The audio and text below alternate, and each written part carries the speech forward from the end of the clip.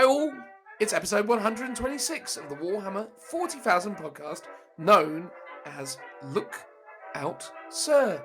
My name is Dan, and it's that bit at the beginning of the podcast where I take it upon myself to introduce my partner, Phil. Well, hello there. How you diddling, Phil? Has it been an active week in the wondrous world of Warhammer 40,000 related topics? Oh, well, I mean, it has been, and I've been busy doing Warhammer stuff all week, basically. Has it been a Warhammer-a-thon for you of late? I wouldn't say a-thon, maybe fun. It has been sort of fun. It's been work, put it that way. No, not a-thon. A-thon, you know, like a a-thon, like a marathon, you see. I know, I was doing the pun that it's a-thon. As in, but was it fun for you? Was it fun? A telethon? Okay, this is going not nowhere, just somewhere we don't probably want to go. The mad spirals of our minds. Absolutely. We want to reverse out of this cul-de-sac of despair. Boop, boop, boop. This is something that you would definitely seek to avoid. Anyway, one of the things we hope you won't be seeking to avoid is the topics that we will be discussing in this week's podcast, which are, Phil. Well, the first topic is a very nebulous topic. It's about not quite the state of Warhammer, more the state of the community and how it feels about Warhammer and Games Workshop. Based on our interpretation of those feelings. I mean, obviously we're doing a kind of wet finger in the air type of deal, really, but it feels like there's a lot of the winds are changing direction. Yes, and we're going to talk about that. What we feel like the other people in the community have been saying versus how we feel about it all. So we're going to have a bit of a mad ramble about that. We're also going to be talking about the ADEPTICON reveals. And while there was a bit of 40k, there was also a bit of Horus Heresy as well. So we might also talk about that because it is 40k adjacent by being the prequel to 40k. It's got Space Marines in it, really, isn't it? Well, it's got models. It's got models that you can play in Warhammer. I mean, we could also talk about the Necromunda stuff as well because that is we probably will. The 40k universe. Yeah, exactly. It's all anything that we could shake a stick at and say, if you squint hard enough, it looks like 40k. We're going to talk about it. Absolutely, exactly. Looks like 40k, smells like 40k, but is in fact a 5-star review. Come on now, Timmy. You've got your orders. You've got to do it. But I don't want to, sir. You've got your orders. Now get up there, get over that trench, and get me that 5-star review, and get it back here right away. Okay, sir. All right, Phil, as is customary, I ask you to tell me what 5-star review I'm looking at. Not the 5-star review in its entirety, but more its place of origin as it is stated on Chartable in this instance. Oh, well, see, there you're giving the game away because today we had discovered that we get 5-star reviews on Audible of all. That is true. So I was going to initially guess Audible. But no, and I got the feeling you might. That's why I kind of threw the clue in. You see, I thought it would be a little bit mean of me. If it's Chartable, then I'm going to go with the old classic Apple podcast of Great Britain.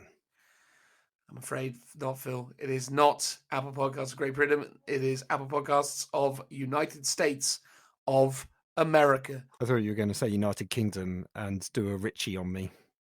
No, I haven't got it in me to get me on a technicality. No, that is a Richie special, and long may that continue.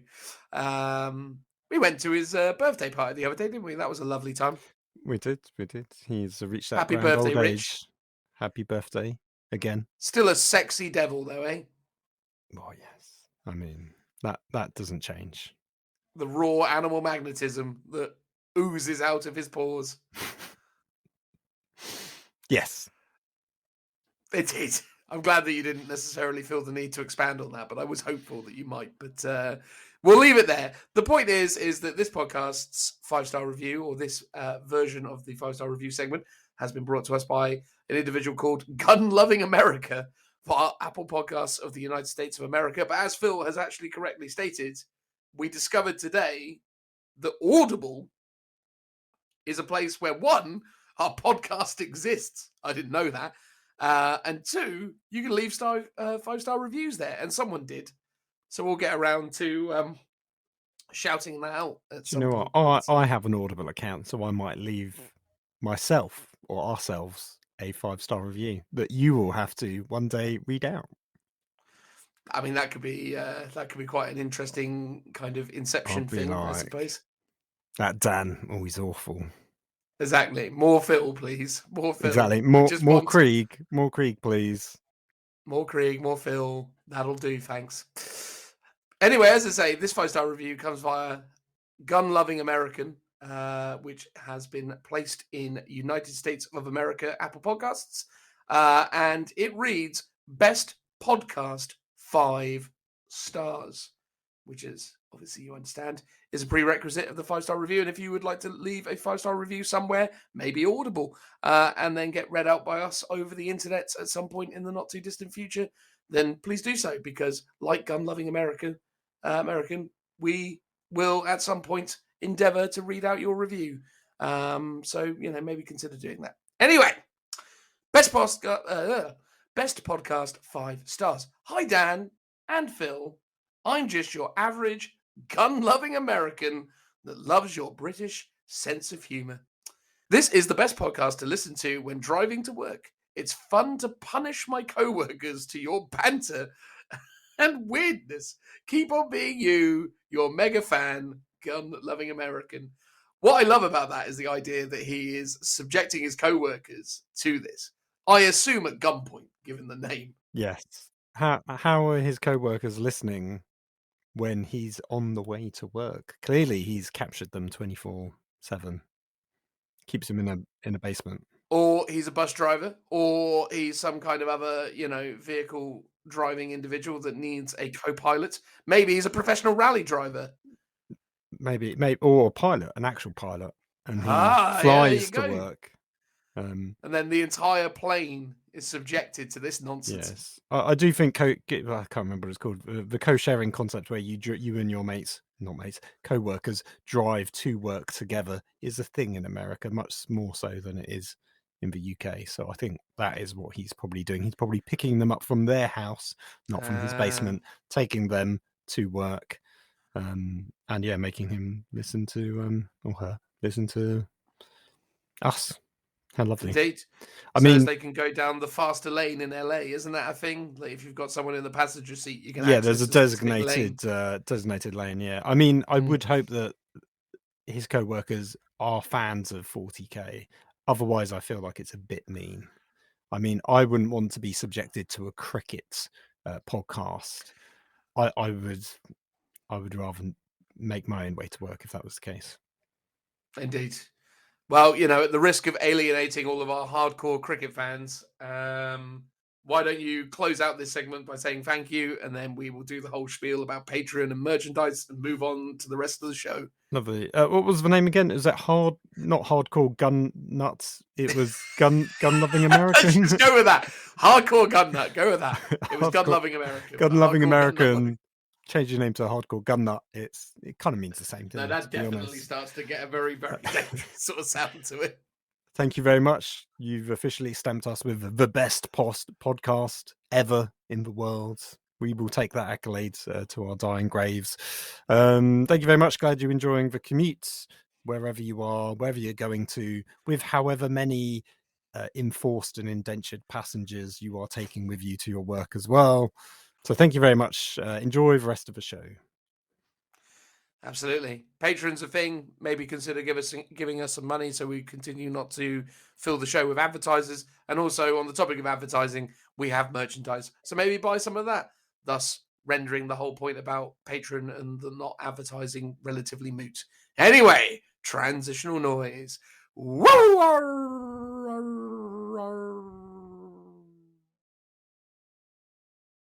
All right, everyone. In this part of the podcast, we're going to go over the Adepticon online Warhammer preview reveals. Is that the overall title of the thing? Let's go with that. Yeah, why not? Well, we have. It's been gone. What is Adepticon, though, Phil? I have never heard of it. It's a Warhammer and other systems. It's just a big gaming event in America. There you go. All about the delights of tabletop wargaming brought to life in concert by the good people of Games Workshop and Warhammer community in the form of this rather lovely community update that they do. Do we know if they were on the ground floor doing presentations at Adepticon this time around? They were, yeah. So I watched basically about around 8 or 9 in the morning. I was having my breakfast. I sat down. I watched it. Obviously not live because it was 2 a.m. UK time, so I wasn't that mad. But they did say at the beginning it was Adam and Wade, and they did say that they'd not them because they were over in the UK. There had been a presentation, a live one. Nice. That they'd just been given, and then their show that we all got to watch was, went out just afterwards. So I know, I think there would have been a couple of guys. I know Nick Baton was over there, but whether he was doing the presentation or if it was other people, I don't know. Who could say? Nonetheless, they had many a reveal and or thing that they graced us with during the course of the event. Some Age of Sigmar and or Blood Bowl related bits that we're not going to massively touch upon. And Harrow Deep. Yes, that's correct. Well, that was essentially the Age of Sigmar thing, wasn't it? Sorry, the Warhammer Underworlds thing, as I suppose it's supposed to be called. Well, there was a separate thing for AOS. Oh yes, well. Of course they've got the Nighthawns and the there's the Nighthaunt, and then there's the new Beast, sort of effectively their version of a Warzone, which is going in depth into detail in a particular realm. And they've finally given us a rather nice looking Norse team for Blood Bowl, which is quite impressive. And more impressive is the little I can't remember what they're called, like beer hogs. The beer hogs are rather lovely. For those of you who maybe didn't look at the Norse team, go check them out on Warhammer Community. But basically, they have little piggies carrying barrels of, liquid, which is assumed to be beer. I think Games Workshop's really trying to up the ante with these little critters, aren't they? Now they seem to feel like that is something that it's almost like every year they're going to release at least one cute creature. Like we've had the crab, we've had what else have we had? We had like the kind of weird squig rocks, and all sorts of stuff in the past. The Nurglings, they were probably the beginning of it, weren't they? The fabulous Nurgling, as it was called. Yeah, Nurglings was always popular, and I think you're right. That is the essence of something cute and small and miniature. Even more miniature than miniatures, obviously. Yes, and they've kind of carried it across quite regularly, I think, with the Underworld stuff especially. Haven't really done too much in Blood Bowl. Oh, we had the squirrel that was part of the Tree Man. Yes. For the halfling, the entire halfling team, to be fair, is pretty beautiful. Yeah, there's a few little nice touches in there for sure. Oh, 100%.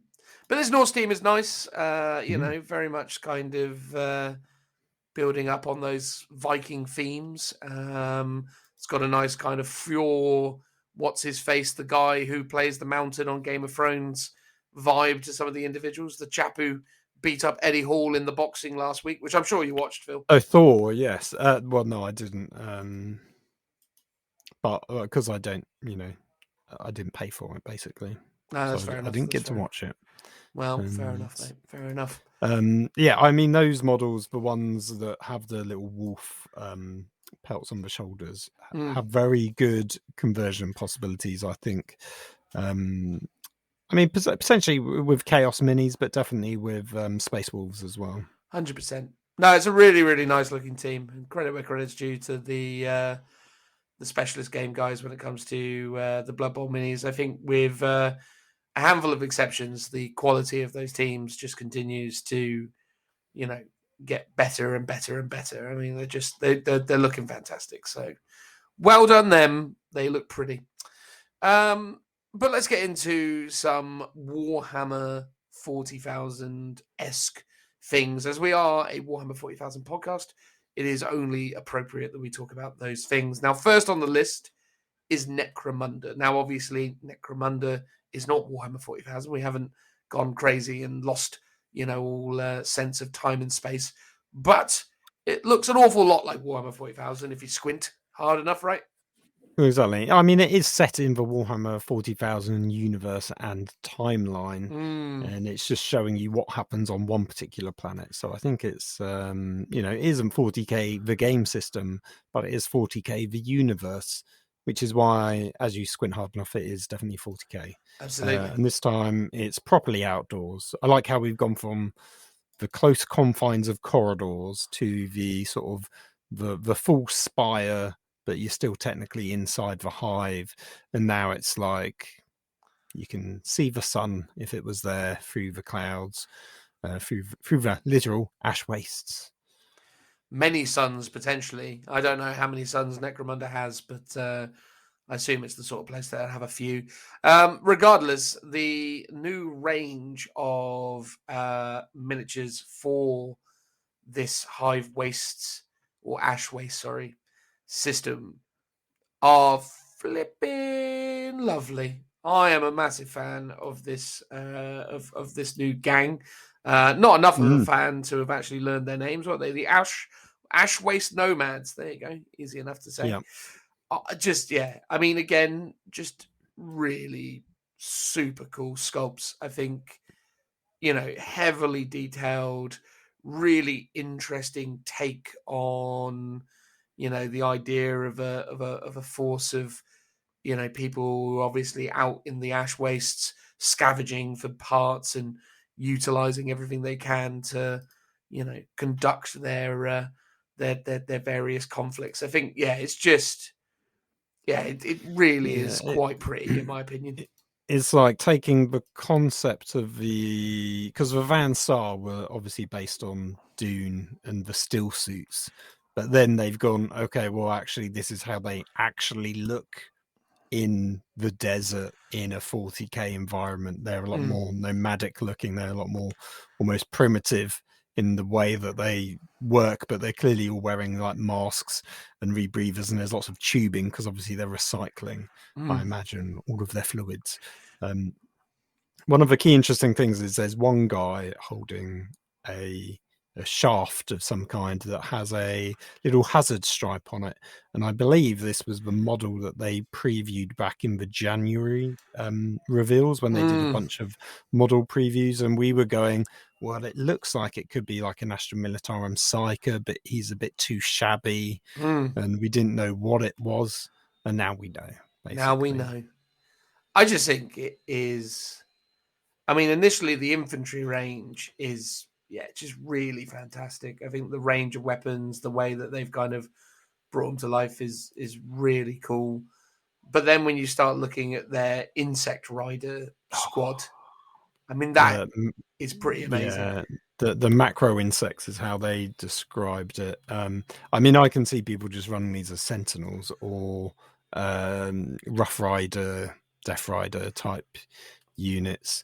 It's really interesting because I did a post back on my Instagram, Beyond the Tabletop, shameless plug. Back in December, I was doing a kind of calendar reveal every day. I was talking about different projects and stuff, and one of them was Wasteland 28, which is an idea I had, which was for a small skirmish game based out in like the fictional wasteland of a planet, not necessarily in a 40k setting, although I think it was more inspired by the unification wars, basically. So sort of fighting back in the sort of prehistory of Warhammer, but potentially system agnostic. So it wouldn't be actually set in Warhammer, it'd be my own thing. And part of it was giant bugs is what I wanted, because it was an irradiated Earth set in the far future. So it's funny because this is kind of what I was almost imagining, basically, with the exception of less vehicles. But giant bugs, I've always liked the idea of. So to see them here also visualized incredibly, like the sculpts and the painting is pretty superb. And I'm hoping that we will see more bugs as we go along, potentially with different factions and stuff. But these ones like are incredible. Yeah, look, I mean, we've seen a few instances of creatures or militants riding bugs within the confines of Age of Sigmar. You've got the spider riders, obviously, from the old Goblin Fantasy range. Yeah. The old Gloomspite Gits, or the old Night Goblins as they were, with all the spiders and so on and so forth, which is pretty crazy. You obviously had the Nurgle. I forget what. The gardener riding the snail. Not just that one, but the actual fly riders as well. Oh yes, are they bloat drones? Well, yeah, I think that might be what they were called. Yeah, so there have definitely been some instances of these existing within the range, but I just think these are so really beautifully well realized in terms of what they've created here. It's a gorgeous looking unit, as ridiculous as that sounds, because obviously everything about it is shabby Gross. and gross. It's a very, very, very sweaty fella riding a giant bug.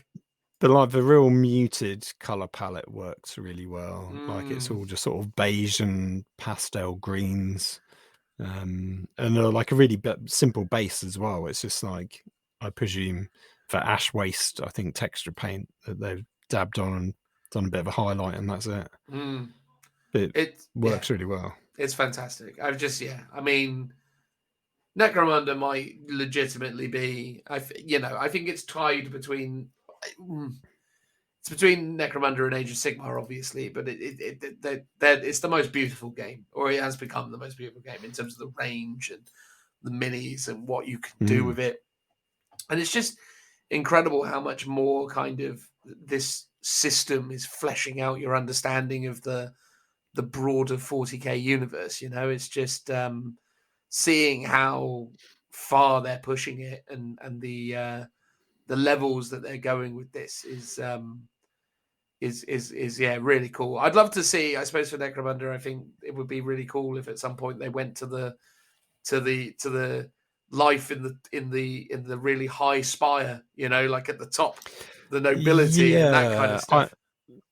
Yeah, because the Spy Gang was something that they had. I'm surprised they haven't actually done that before this, because this is effectively a standalone game, or / expansion. It's definitely like almost like a supplement of the days of old when they used to do them from the original Necromunda. Like, this is a completely different game.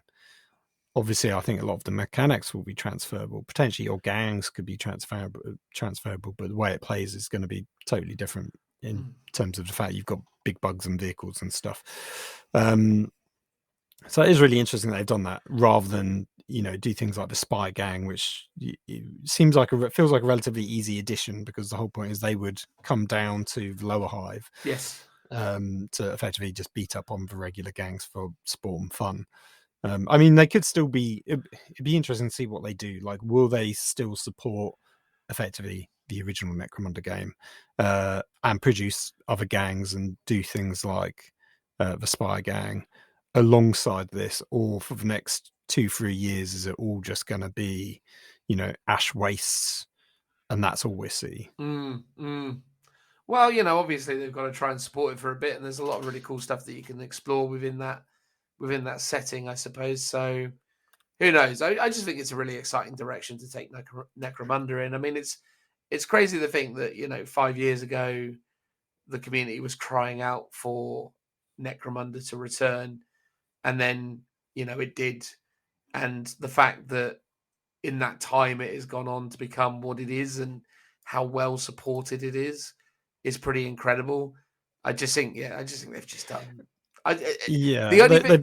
Sorry. Oh, go on. No, I was just going to say the only issue I've got with Necromunda still is just how impenetrable it is as a system in terms of how the rules are laid out and what books you need. I think that's the thing they need to focus on. I think they need to take it and make it a bit more consumable, which maybe this is.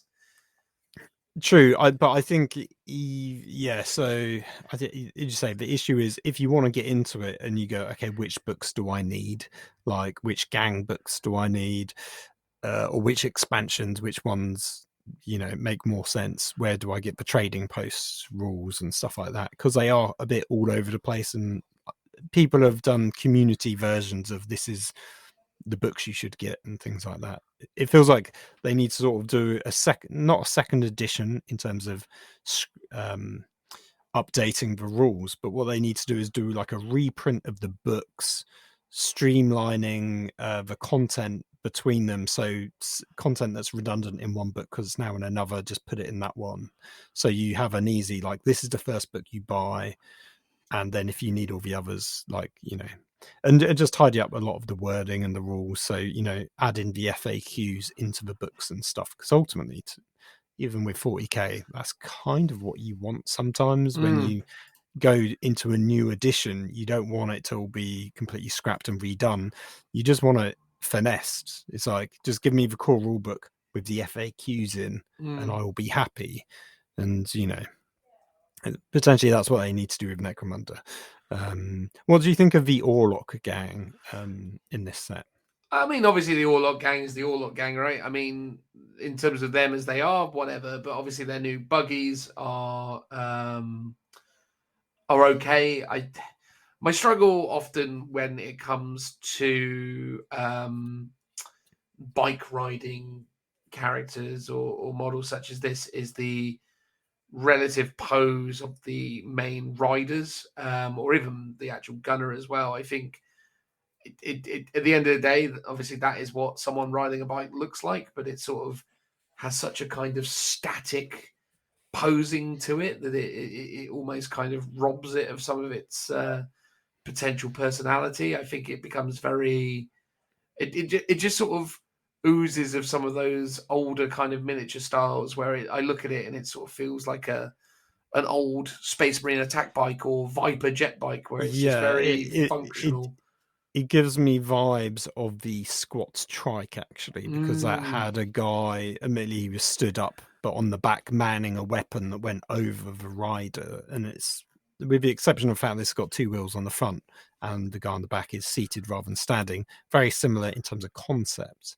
But you're right, I'm not a huge fan of them. And it feels like the Gene Stealer Cult Outrider minis and stuff just look a lot better than these ones. And it's one of those things where you can't quite put your finger on it, really. It might just be paint scheme and photography, though, because again, we had some people, so we had some people reaching out to us this week, showing us all the nice new pictures of the avatar that went out on Warhammer Community, saying, "Look how amazing this thing looks when it's painted this way with different photography." Yeah. And it was like, absolutely agree. Like when you actually see the way that those Avatar minis have been painted by other painters, you start to realize how incredible a miniature that thing really can be. But within the confines of Games Workshop studio paint job and their sort of very kind of matter-of-fact photography, it doesn't quite pop in the same way. So maybe it's just one of those situations. But I mean, that's the thing. It's got lots of really nice detail. It's got lots of things that you could get excited about. It's just, as a miniature, it's just sort of like the bug riding dudes.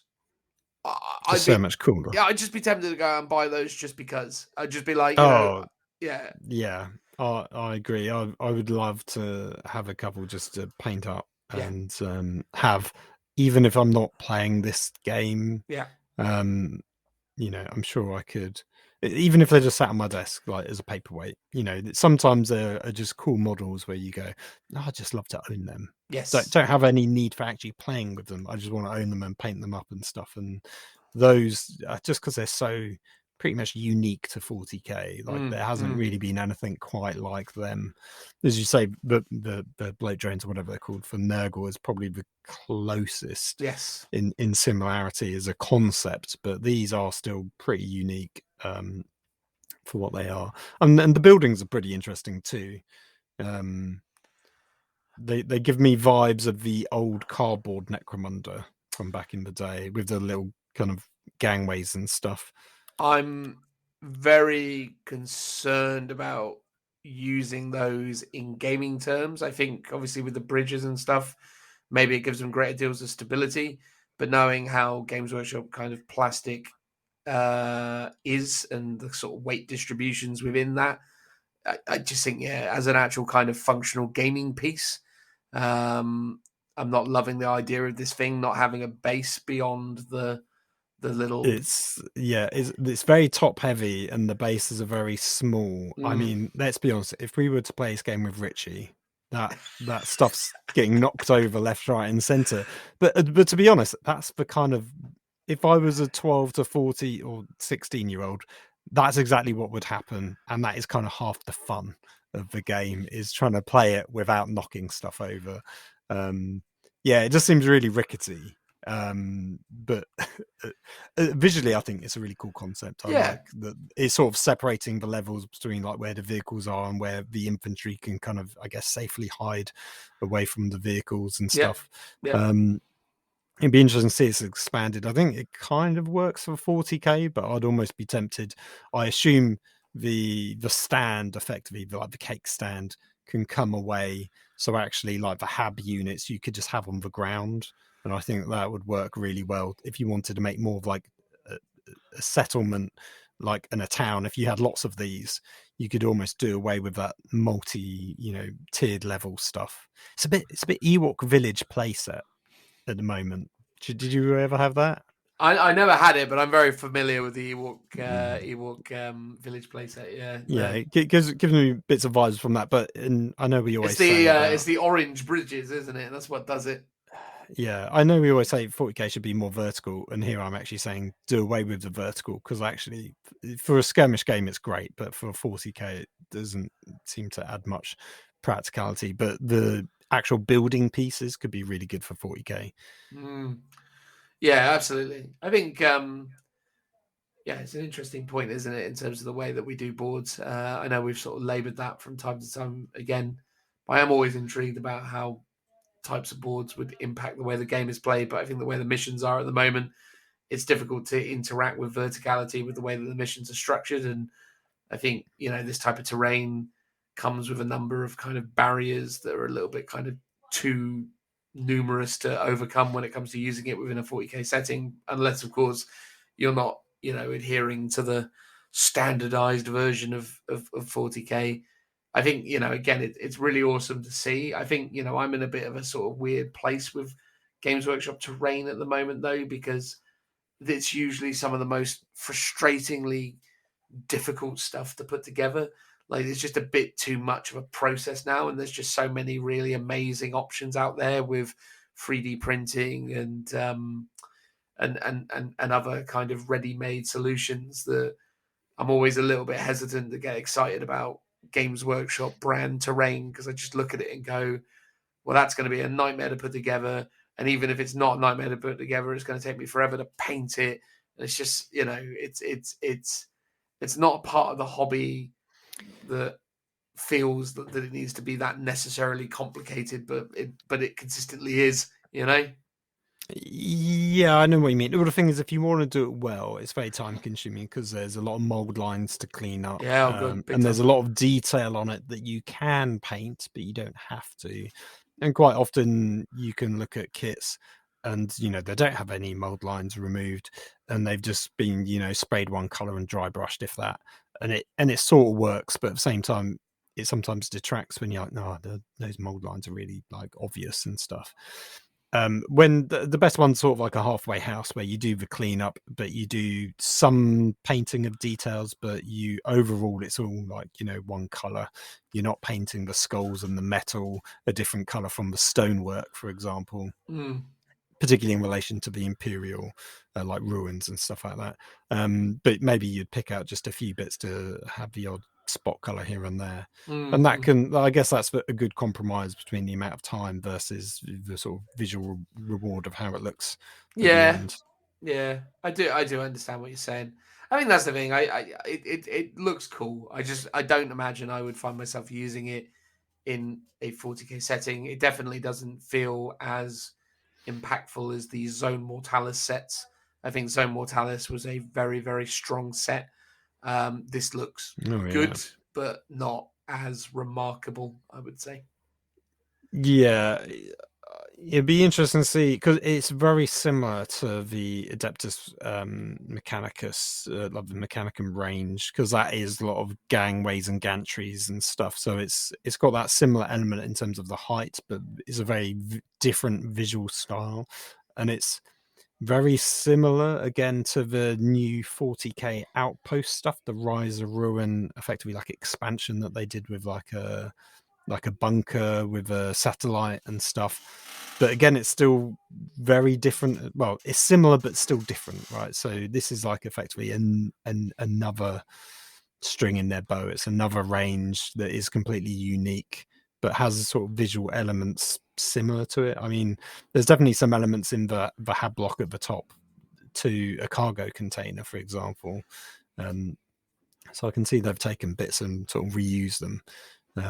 Yeah, I'd love to see them build on this, so you could have maybe larger areas, like a sort of silos and stuff that you can have that are still raised up, and what you can do with it. I mean, my only concern with this one is, especially in the picture where they've laid it out, is there's not many places where you can actually go up to that top level, so it feels very inaccessible, and it will take you like 4 turns to sort of get there, go up a ladder, run halfway across the gantry to get to like a sniper on the opposing team, because there's not many ladders to get up there, basically, which is my concern with that sort of thing. But it'd be interesting to see what you get in the kit, and if they've just not modeled them on, because there are a couple of ladders, but there's, you know, not one in the middle section or one on one of the other hab blocks, for example.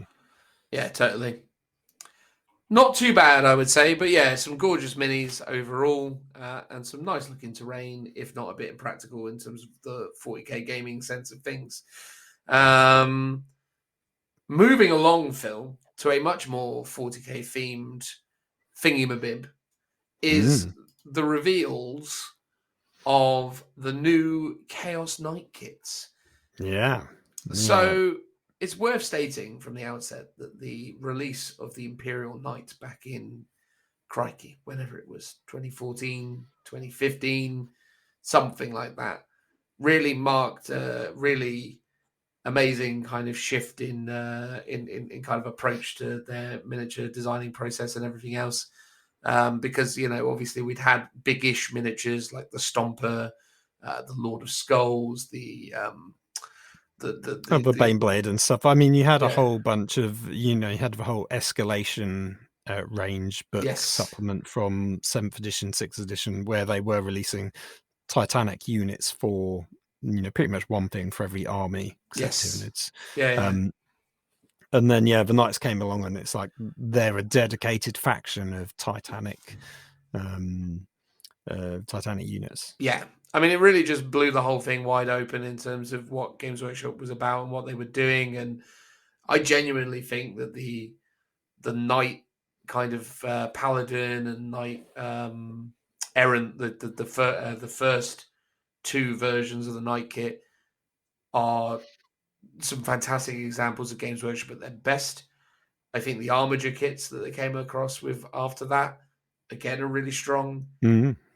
I think the larger knights, I forget what their chassis is called, but the Valiant and the Castellan, again, I think work really well, and I actually think that the Chaos Knight kits that they created, the Desecrator and the I forgot the name of the other one, the Desecrator and the Rampager, are fantastic.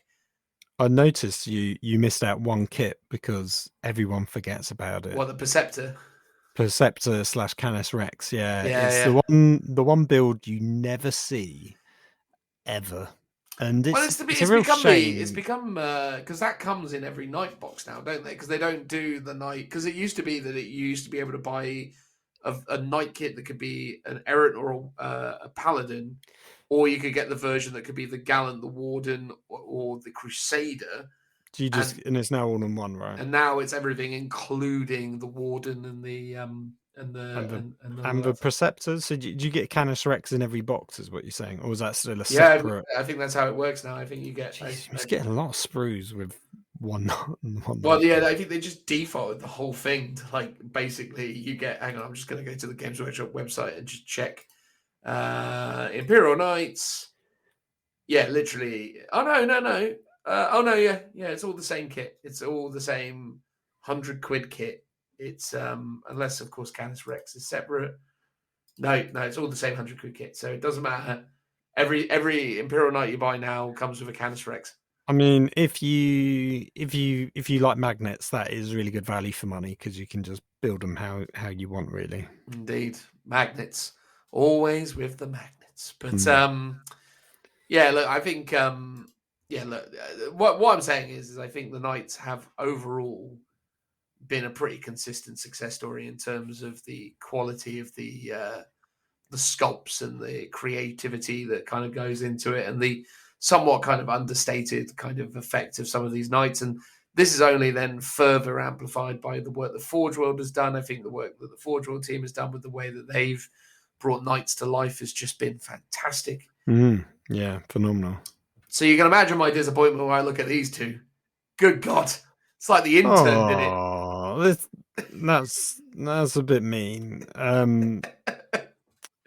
Yeah, I want to talk about the reveal of the animation, but first of all, let's talk about the models. Yeah. The actual big Knights, I really like, but there are a few issues with it. The one thing I don't necessarily like, but I admire them for doing it, is the vultures on the top, because it's the sort of detail that I would add in if I was doing it.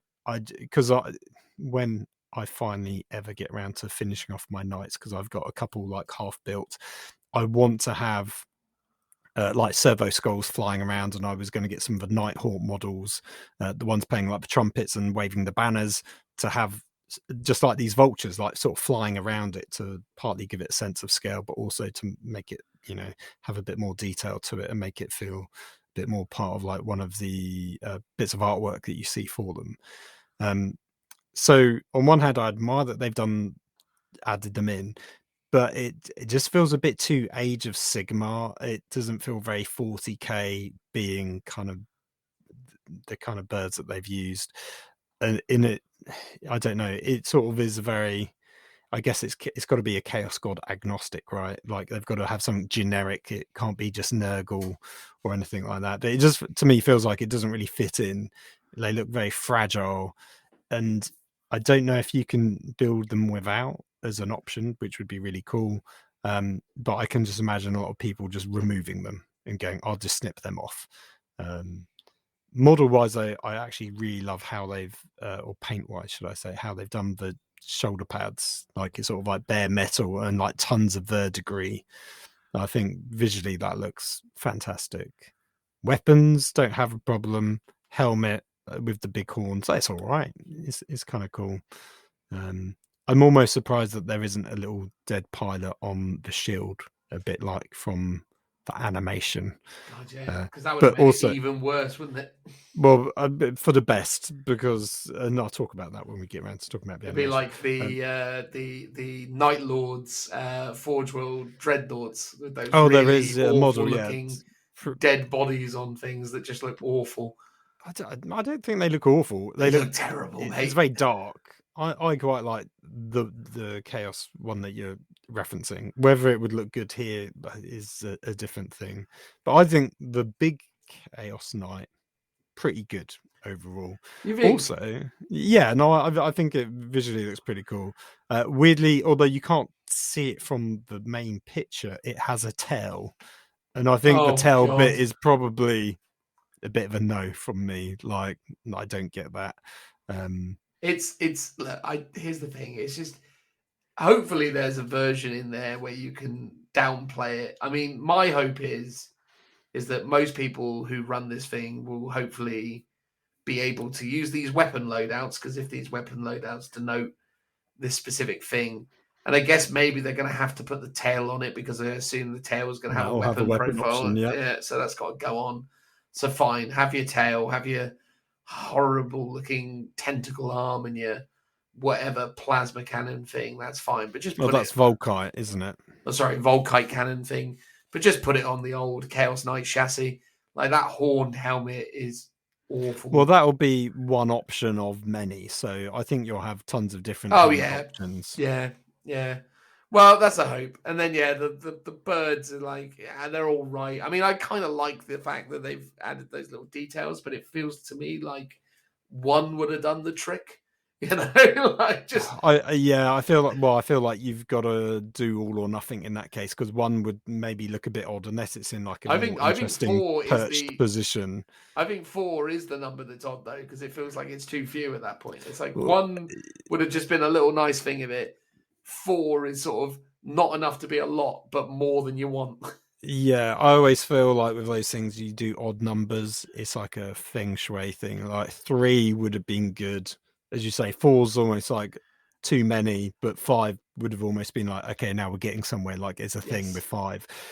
So 3, I think, would have been the better number to have gone for. Or as you said, 1 like perched on like the edge of one of the pauldrons or something. I like the bear sort of pipe work. I could see why people might maybe don't like it, but I think it looks pretty good. Well, that's a carryover from the existing Chaos Knight kit. So that's current day Chaos Knight. Oh, okay. Has the well, this is I think they said this is an upgrade sprue. I get the feeling it is, because it's got the same triple leg. So basically, it feels to me that, and maybe you can remodel the tentacle arms to be a little less rubbish, because they just look so weirdly posed to me. Like it just doesn't. I think that's the thing, though. I think it's the combination of the pose, the weird tusky helmet thing, the stupid birds. Like the whole thing, it's just too much, you know. Well, I think is representing, and I think Wade mentioned this in the show. It's like a Chaos Knight that's properly fallen, like thousands of years ago. There's like the warp smiths of the demon engines. It's tying it much more to that. It's not like a knight that's just gone rogue or just gone renegade. It's fallen to chaos hundreds of years ago, so it's properly corrupted and much more in line visually with the demon engines than a standard knight. So but to be honest, that is the side of chaos I like the least. To me, I like chaos when they kind of just look like Space Marines, and they're just a little bit visually different, as opposed, like the Badab War chaos, because they're not really chaos at that point, is really cool. When chaos is all spiky horns and helmets and stuff like that, and tentacly bits, that tends to lose me as a visual aesthetic, because it's just a bit too over the top. But for what this is, I think it's not bad. I think visually the tentacle looks pretty cool. It sort of gives me third-party bits vibes, because I know there are like third-party sellers that make weapons that will probably already exist that look like this, and it's like a new weapon as well, which is obviously what gives me those sorts of vibes. But it's cool that they've branched out and they've done something different. Bit of a shame that there isn't like a similar kit for Imperial Knights. Like there might be. We don't know. I get the impression from this, because they've announced both codexes, that Chaos Knights are getting something, Imperial Knights aren't. Well, they've already got a pretty an adequate range, I suppose, is the way to word it. I was going to say, Phil, a shiny penny to the person who covers the top of their knight in bird poo. Oh, yeah, that'd be quite cool. Yeah, like you've got to have bird poo everywhere. Make him look like Lord Admiral Nelson's statue. Yes, covered, yeah, covered in bird poo. What's also interesting is that this knight's a psyker as well, which is a first for non-titans, because there is a psychic titan. So it's cool that we've got. Actually, I think there was a chaos upgrade you could give to make a knight a psyker before, yeah, there was. Or at least it could summon a witch, I think, and summon. Oh no, that was it. Yeah, you could give it. It knew smite and could basically summon and deny, I think, was basically how it worked. Yeah, so it'd be cool to see what those kind of rules are going to be, I think. Do you think they're going to give a weapon profile for the birds? Oh, that'd be hilarious, but do you know what? I was about to say no, but pretty much every time there is a bird on a model, it has a, one mortal wound attack or something. Yeah, So it brings the I noise. wouldn't be surprised. I wouldn't be surprised if they did it. I think it's a possibility, mate. I think we're going to see bird attacks in there. We better do. That's true. Bird poo attack. Bird poo attack, absolutely. It's good luck, I hear. So maybe it will give you an extra command point. Maybe, yeah. Anyway, and then the Armiger or War Dog model. Go on then, Phil. What do you reckon of that? I hate this one so much. It's so bad, isn't it? It's awful. I'm glad it's not just me. It's like the skull as a concept is cool, but I just don't like the look. It's the literal thing though, where they were like, "It's a war dog. Let's make it a dog." It's like, oh my god, are you absolutely wrong? Yeah, the clawed feet I really hate, and then I hate how one of the arms is kind of exactly like one of the feet. Because it's a dog, mate. It's gonna get down on all fours. And I guess that would make more like, okay, if every arm and leg was like that and you could pose it so it was running, okay, now we're doing like something completely mad, but okay, I could at least be down with that. As it stands, it just looks a bit odd, and the way the Taruges / chains hanging down, it just makes it look very static because there's no motion in those chains. You almost want it to look like he's running or something. I don't know. There's nothing about it interests me whatsoever. I can see, because I think part of this was, and again, part of the night was previewed a while back, and this claw, people were saying, oh, is this a new demon engine? So I see how they've made it look like the Decimators and tried to tie it in visually with the demon engine stuff. But yeah, I just don't like this one at all. No. And you look at, again, what the guys over at Forge World had done with the Imperial Knight armigers, and how their kind of like kit upgrades kind of transformed that kit to be something really, really awesome. With the Morax kit, for example, which just so cool, amazing. And it's like, it's just I mean, I don't want to be mean to whoever it was who made it, but I feel like I already have been. It's just bad. It's just a bad sculpt. It's like it really feels like it feels like they should have just done a new one from scratch rather than trying to get that square peg into that round hole. It's that thing. It's clearly a bunch of upgrade bits for an armiger, and it's like you should have just made a new one. Well, I mean, because actually, is it? Because I think this is this has surely got to be a new kit rather than the Imperial armigers. No, it's pretty much. I mean, there's a lot of aspects. Or do you think the skeleton bit is the same, but all the panels and stuff is basically what makes it new? I'm just looking back at some like the actual Imperial ones, like the Helvrins, for example, have quite short arms. And the thing that I don't like about this new War Dog one is like it's got really long, like top arm portion. Like the bicep area, it's like it feels too elongated. Yeah, but in doing so, they've changed sort of the actual proportions of it, and it then just looks a bit weird. Yeah, I mean, I'm going back and forth between images of the armigers and this thing, and they're definitely the same. They're definitely based on the same beginnings. They're the same. They're the same starting point. They just are. It's a bunch of upgrades for an armiger, and it's anyway.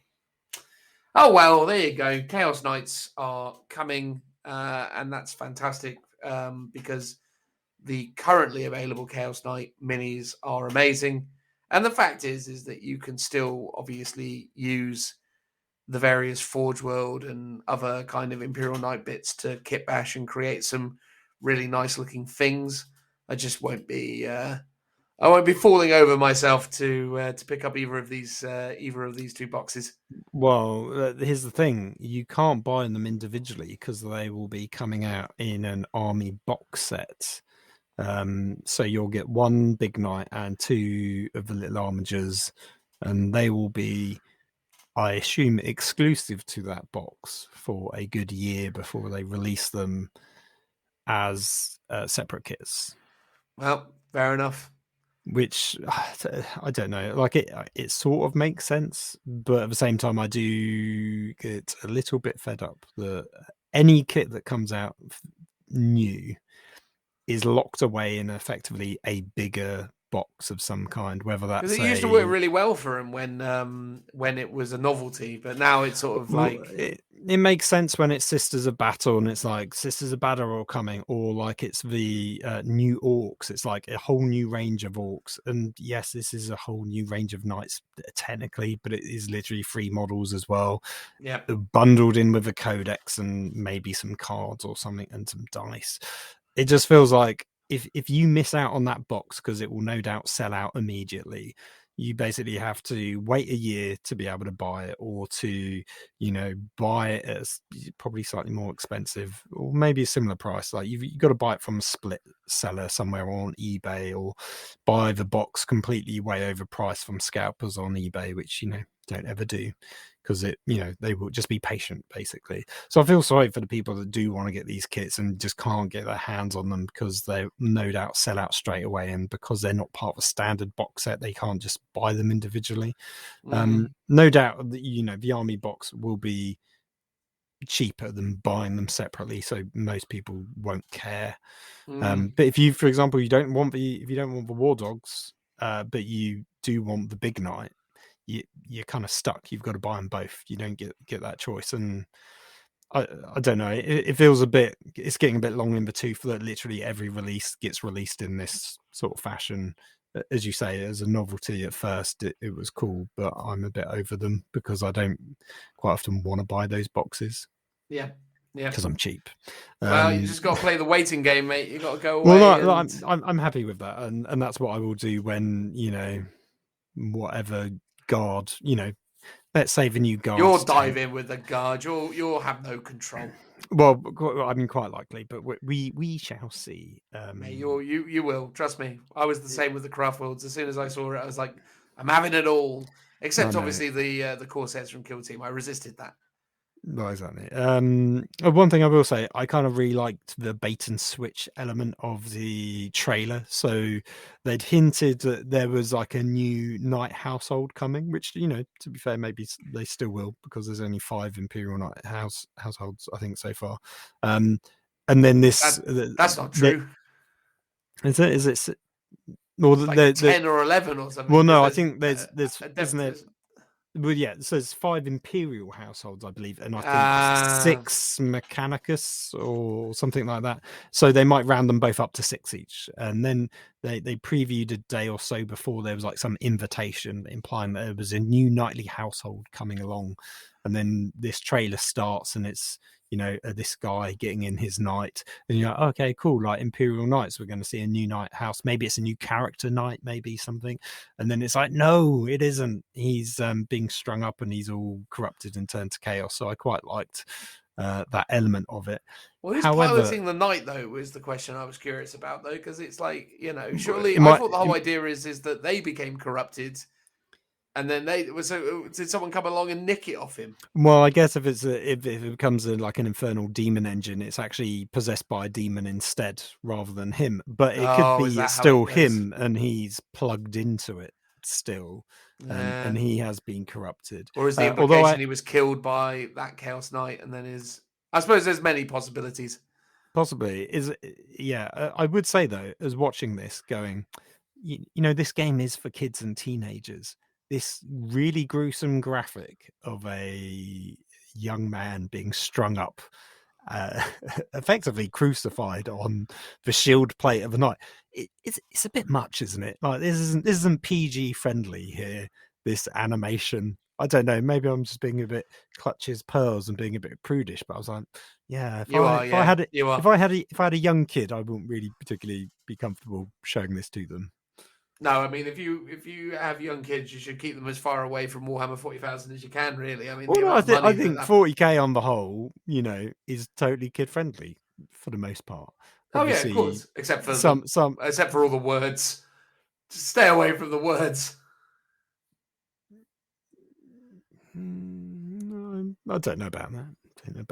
I'm joking, to be fair. I mean, look, I mean, who knows on that front? But I think I was speaking more to the kind of financial repercussions of getting into it. Fair enough. I was like, just keep them away so as to save your income. Well, that is fair enough, indeed. Although, if you're listening to this podcast, you're too far gone already. So this advice has been wasted on you and me, to be fair, all of us collectively. And they're doing the Imperial Knight and or Chaos Knight codexes though, so they're both coming. The rules have started leaking onto the internet, and they seem crazy, but by all accounts, they're fakes. So let's not even bother acknowledging them. No, exactly. But yeah, they have been doing the rounds, but lots of people seem to think they're fakes as well. So as you say, who knows? I will just patiently wait and find out. I've become less interested in the leaks the more I end up seeing. So I actually, especially with the Tyranids, I actually tried to avoid like getting involved in reading them or anything, because I'd rather just have the enjoyment of reading them in the codex for the first time. And same with the Knights. I think the Knights are really, while I have seen some leaks, I will happily just sort of wait it out now and until the codex comes, because it can't be that far off. I think we'll get Tyranids probably in a week or two's time tops, and then these will be hot on the heels of them. I mean, the Nids are good, but again, like you say, the book will be with us before we know it, and then these will be as well. So, tis what it is. The last of the 40k specific things before we have a bit of a chat about heresy-related fun is the fact that they have informed us that Chaos Space Marines are still a thing and that they're going to get 2 wounds. I don't really know how much is there to say about this. There's a number of like teasers of close-up shots which demonstrate that they are going to be delivering us a really healthy range of new Chaos Space Marine stuff. Not that they've not already done that. I mean, obviously, we've already been given the Warpsmith, the Chosen. We've also got the upgrade sprues as part of Kill Team. Yeah, so Kill that's pretty Team cool. had Bellicor last year. Bellicor, which again, incredible sculpt with amazing ruls. So yeah, look, I think overall Chaos Space Marines are definitely due to be in a good place. I've heard it asked by some, because this video exists where it shows officially that Chaos Space Marines are 2 wounds. Is that an FAQ? Is that an errata? Do they have 2 wounds from here on in? No, not yet. Not yet. No, just be patient. Yeah, I mean, I do feel sorry for Chaos players, especially since I think it was well over a year ago when they promised that Chaos was coming with 2 wounds very soon, and that obviously hasn't happened. And I don't know, it feels like this is a bit of a meme, and it is Games Workshop sort of poking fun at the Chaos community by going, yeah guys, like, I know you're waiting a long time, we hear you complaining about it, it's coming, which I don't know if is necessarily a good thing in terms of the tongue-in-cheek tone, because I think there are people that are genuinely like upset about it because it makes their army, or it feels like their army is quite unplayable at the moment. So, but again, a lot of that we probably already discussed in the kind of general community section of this podcast, where is a lot of it may well just be beyond their control. So, it's not necessarily their fault. It's kind of no one's fault, really. It's been out of their hands. I'm going to throw out a thing, Phil. I'm curious whether anyone else on the internet has spotted this. This is one of those hot takes where you get that extra little attention to detail that only Lookout Sir can give you. Okay. At 9 seconds into the video where... Okay, I'll have to play it. Oh, go on then. Yeah, so get yourself to 9 seconds and tell me, because you're the designer man, I'm confident you will spot this. But let's see if you spot it. 9 seconds. What do you see, Phil? Are you at 9 seconds? Yes. What do you see? So is it when it's at 1 wound or 2 wounds? It is at 1 wound, yeah. Yeah, I don't. I'll tell you. No, what Phil. is it? There is a color mismatch with the way that they have basically masked the one over the top of the two. So the video editor has color mismatched the one. But you know what? They've also color mismatched the three, which indicates to me that they are probably getting more attacks because it's not that difficult to match white. But they've obviously had a hard time with this bluish grey because when the wounds increase to 2, the attacks are still color mismatched for a 3. Oh, So you're right. Yeah. So yeah, the sergeants will be potentially 4 attacks, maybe 5 attacks. Yeah, quite likely. That seems to be a thing that they've done sometimes, where it's not just wounds; it's like attacks or leadership and other things that have gone up. Oh, well spotted. Yeah, like I couldn't There quite you go, mate. see it, but now you pointed it out. There you are. But anyway, there we are. Chaos Space Marines are a thing. Good news for those of you who care about that sort of stuff. Joe's a Chaos Space Marine player, so I'm sure he's excited. He might he might not just be the it might not just be the 2 wound Chaos Marines that will be returning. Maybe we'll get Joe on to talk about Chaos Space Marines when their codex drops. That would be a beautiful thing, I'm sure.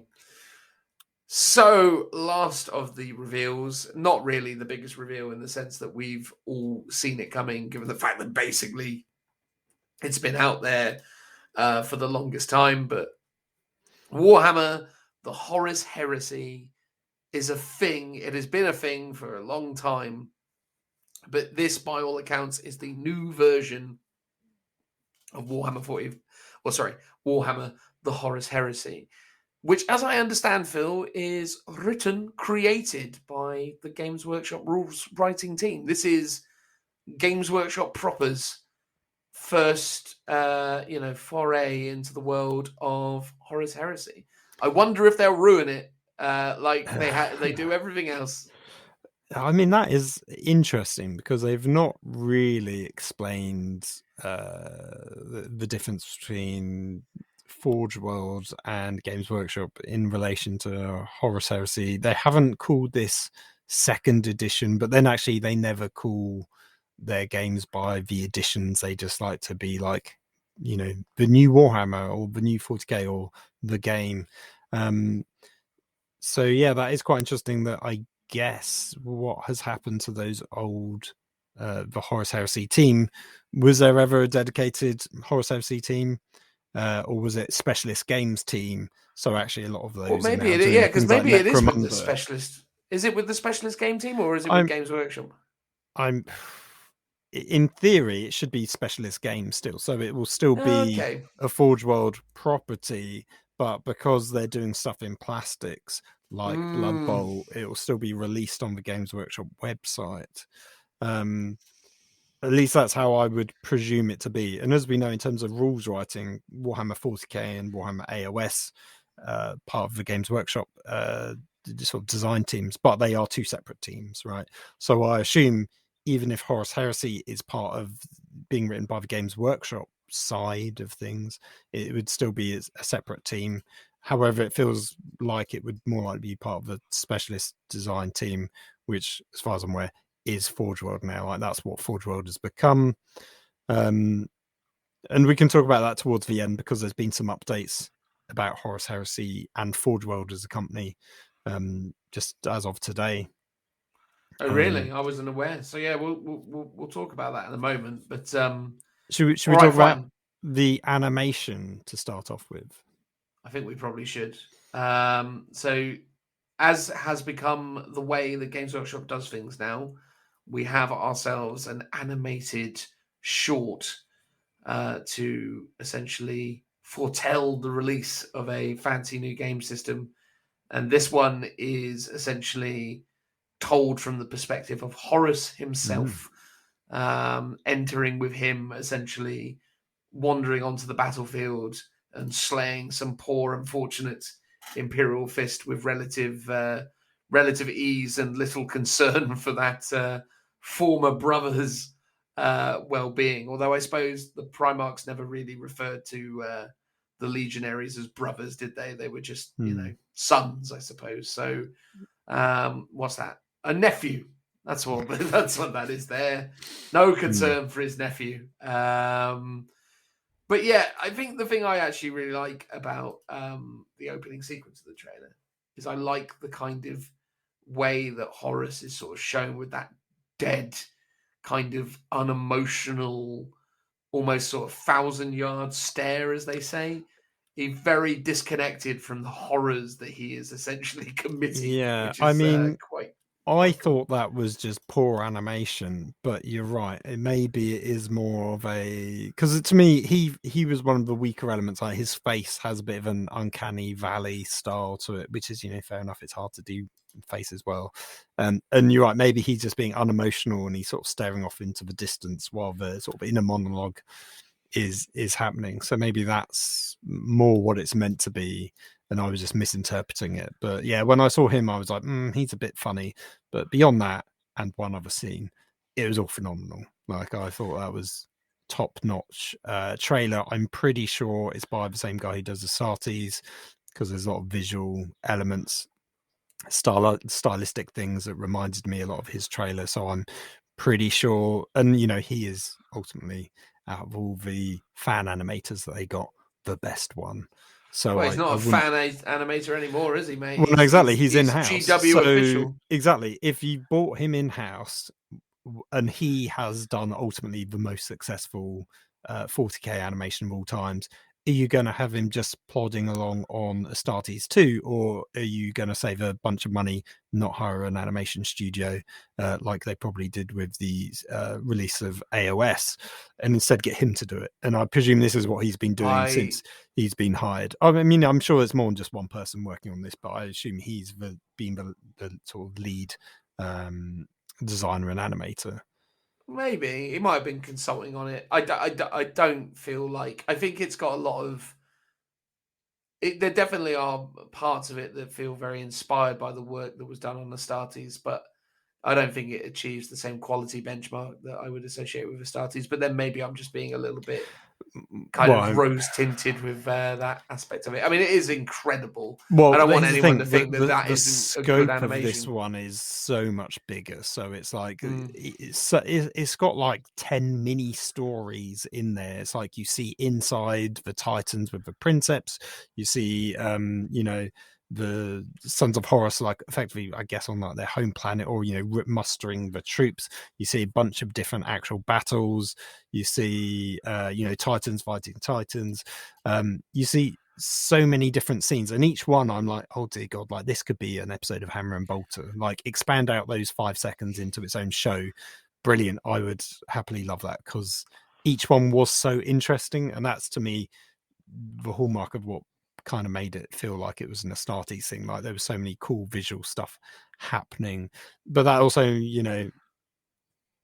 one person can't do everything, so maybe there was a bit more of a team involved, or why you don't think it necessarily like hit that level, because there's just so much going on. Like, if it was just one of those scenes for 5 minutes, that would be a lot easier to do, rather than 10 different scenes over the same period of time. Yeah. I think the only thing that really kind of was jarring with this animation was obviously the fact that the box set is Sons of Horus versus Imperial Fists. Yeah. So it's Sons of Horus versus Imperial Fists everywhere. And it was a shame that at no point did we see other legions. That was the only thing, because it's like there's lots of settings. Could we not have had Blood Angels? Well, because that would show you the scope and scale of the actual conflict as it's sort of narratively meant to be about. So that would make much more sense. But as you say, to sell a box set, and the box set is Mark 6 Marines, Horus, Sons of Horus versus Imperial Fist. So it makes sense from that point of view. But then also there was a real big focus about the Titans, and it's like, why have they done that? Because they're obviously not in the game, unless it's to tie into the Horus Heresy, Adeptus Titanicus. So that's why I think you saw a lot of Titans in there, although weirdly no Knights at all, which I thought was a bit odd after having watched it for maybe the 3rd or 4th time. Like you've got the big warlords, but nothing else, which seems a little bit odd. But again, maybe that's time. Maybe that's you got to create the assets for a lot of this stuff. So maybe that's why there was one bit, the other weak part of the animation, which is where you see one of the warlord titans like pivot and move its arms around just before it shoots at the camera. And they did a similar thing in the Krieg versus Tau animation. Like whenever you see the Titans move their arms and head around, it just looks really stupid. It's just me. Like when it walks and it's very static and stoic as it's plodding along, great. But when you actually see its arms move around, it just kind of looks a bit silly to me. I don't know why. That was one thing. The other thing I thought was a bit odd, that there's actually a Space Marine right next to the feet of the warlord as it's like stomping around, and it's like, is that guy not really going to be like flying in the air or something? Because he seems like he's really close to it. But then maybe that's just a perspective of the camera. I mean, Space Marines themselves are pretty heavy, so that's true. I mean, I appreciate a warlord will create quite a tremor, but I don't think it'll launch a Space Marine off the ground. I think, though, to your point though, Phil, one thing I would say, I think the reason why the Titans look amazing as static, stoic things because they're built as models. They're built as models. Yes, I've always said this about one of the major issues with adapting Warhammer 40,000 to media, such as animations, is that the animation studios, the people involved in creating these character models, are taking gaming miniatures that are designed to be models, to be static, figurines, and then taking those and then basically putting them into these things almost verbatim and then animating them. Yeah. But they don't have the right proportions. They're not the right assets. Because if you look at Astartes, one of the things I will say about Astartes is the proportions of the Astartes Marine is totally different from proportions of a regular Marine. Yeah, because that guy's made it for animating. Yeah, because they were also like firstborn, but better proportion. And I remember they did that with the Dawn of War cinematics as well. Like they looked a lot more thin and slender than a Space Marine. And I believe that's one thing they actually changed, or at least kept in mind. So when they did the Primaris Marines, they were much more aware of these will be used in properties where they will be animated. So I think when they did the proportions of them, they probably actually did tests to be like, how do these look when they actually run, for example, to make sure that they do work in other properties outside of being a static model. So I think that or at least they should be aware of that now. But historically, I think that was always a really big problem whenever you saw Space Marines, like, because the armor doesn't really work very well. Like when they bend their knees, if they kneel down, there's like a big gap in their armor and on the knee bit behind the top bit, which always looks very weird. So yeah, I think they're getting better at it.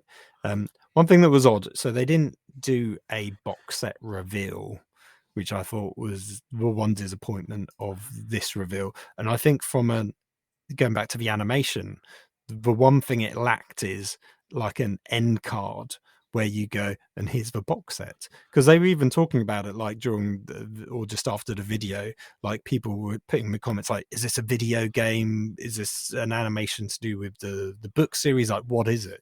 And it's like they should have almost had like, kids playing Warhammer, like the old cartoon sort of thing. Like you need to show the box set at the end of that animation to explain to people what this actually is, especially if you're going to stick this on YouTube and other places. It's like it's okay as a hype trailer, but it's actually to hype up a product. And it's like when we got the Indomitus box set, it's like we got the animation and we got the box set.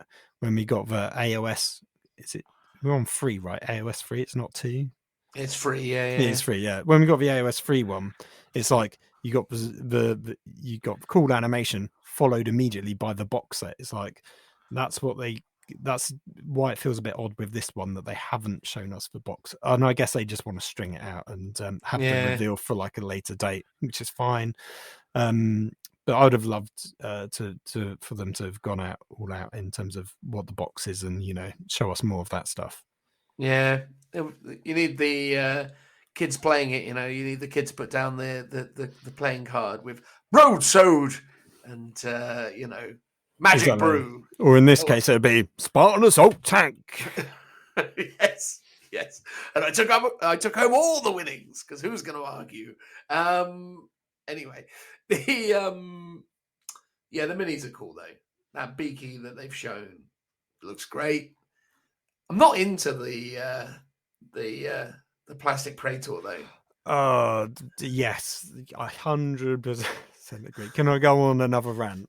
It looks like Color Sergeant Kale, or not Color. It looks like It looks like not the Creed. Castellan Creed. Castellan I know Creed, what yeah. you mean because of the cape and stuff. No, And what the it looks stature like, of him. it's a green Stormcast Eternal is what it looks like. The ornate, I don't know what they're called, like the star-shaped buttons that go down from his shoulders down. Even his gauntlets, right, they look exactly like the Stormcast Eternal, like the new ones. The shape of theirs, like the armor paneling and detailing, to me just screams Stormcast Eternal, which is why I kind of hate this model so much. I know, I bet loads of other people love it. I think the pauldrons look too big and the weird shape. Like you've got the. It doesn't look like a Space Marine, does it? You've got molecular armor bonding studs, but there's like two. There's one size that's too, like they're too big, and the other size is too small. It's like just cut the difference and have it in that size and have them all consistently that size. I don't like the gas mask variant, although in the animation you see him having a beaky helmet, which actually looks better. So I'm hoping, and I'm pretty sure there will be a model swap for the heads, so you can have that. I have to say, I do love the axe. It's very cool. It's very Fafnir. His style of axe is very cool. That seems to be a new trend that they're doing in these new plastic minis. Like, so the Horus Heresy style power axe is really awesome. So I like that about him. Kind of hate everything else. Yeah, unfortunately, it's weird, isn't it? Because it's very kind of Warrior King-esque. It's very. I mean, obviously, this I assume is intended to be predominantly, if not exclusively, used as a son of Horus. Like no. So they've specifically say these are, and they say it in the line down, they're Legion agnostic. So it's meant to be anyone can buy him, paint him up however you want. So they say, no, I'm not seeing it. But maybe, I don't know. Maybe once you see the different color, because there's nothing on here that screams Sons of Horus. It's like you've got some gems that you could paint up to be eyes of Horus. You got a top knot, but you've got a version where you could take that off. I bet there'll be multiple heads as well. Yeah, probably. And the only thing that is a bit Sons of Horus is the backpack with the skulls. Again, though, you've also got the Imperial Aquila on there, so it's like, would you still have that? But the skull bit is a bit Sons of Horus. But beyond that, I don't think it really screams Sons of Horus to me. Yeah, it's nice. It's fine. It's just I think you're right. It's a Stormcast model. Yeah, it's just an odd, because it's not really any kind of pattern of armor. Like I'm assuming it's artificer armor, so is meant to be like a one of a kind piece, which is why it's so like ornate and over the top. But yeah, just the gauntlets to me just smack of Stormcast, and that's just taken me out of it, and that's sort of my big bugbear. Not to mention the fact that the pauldrons seem too big that he couldn't actually swing his axe, because he can't literally bend his elbows anymore. Like he couldn't get that above his head or anything. At least that's how I'm reading it. As I always stipulate when I go on about how much I hate models. Sometimes it's down to the painting, sometimes it's down to the photography, or like a combination of both. Once I see it in person, I might totally change my mind and eat my words and be like, oh my God, I love this. I want to, have its babies. I doubt it with this one. However, my initial reaction to this one is I just really just don't like pretty much all of it, which is a shame, because the Horus Heresy range up until now has mostly been really good models. I mean, that Blood Angel one on the jetpack wasn't brilliant either. But Fafnir Oh, I was really phenomenal. like that one. I really like that jetpack, Wild Angel. Um, I liked him. But I don't feel as strongly about this one as you do. I'm not overly into it, but it's fine. But I really like the Marine, and it's the first fill of the signs that we're going to get. The Marine Civil War 10th edition 40k.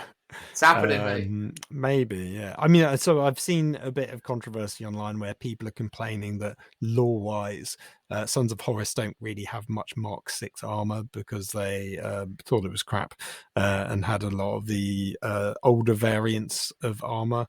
But I sort of get it from the concept of, that's how they've done all their other boxes, right? When they've done Betrayal of Calf, it was all, was it Mark 3?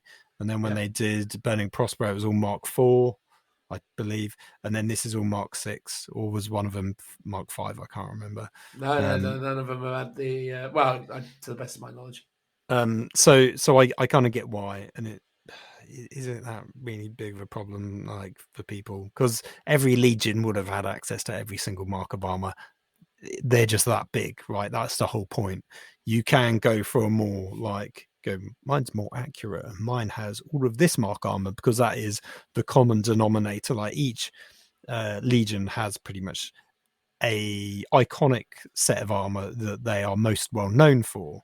Or likewise, they will have a certain play style. Like, Sons of Horus are well known for having lots of like drop pods, or maybe lots of heavy vehicles.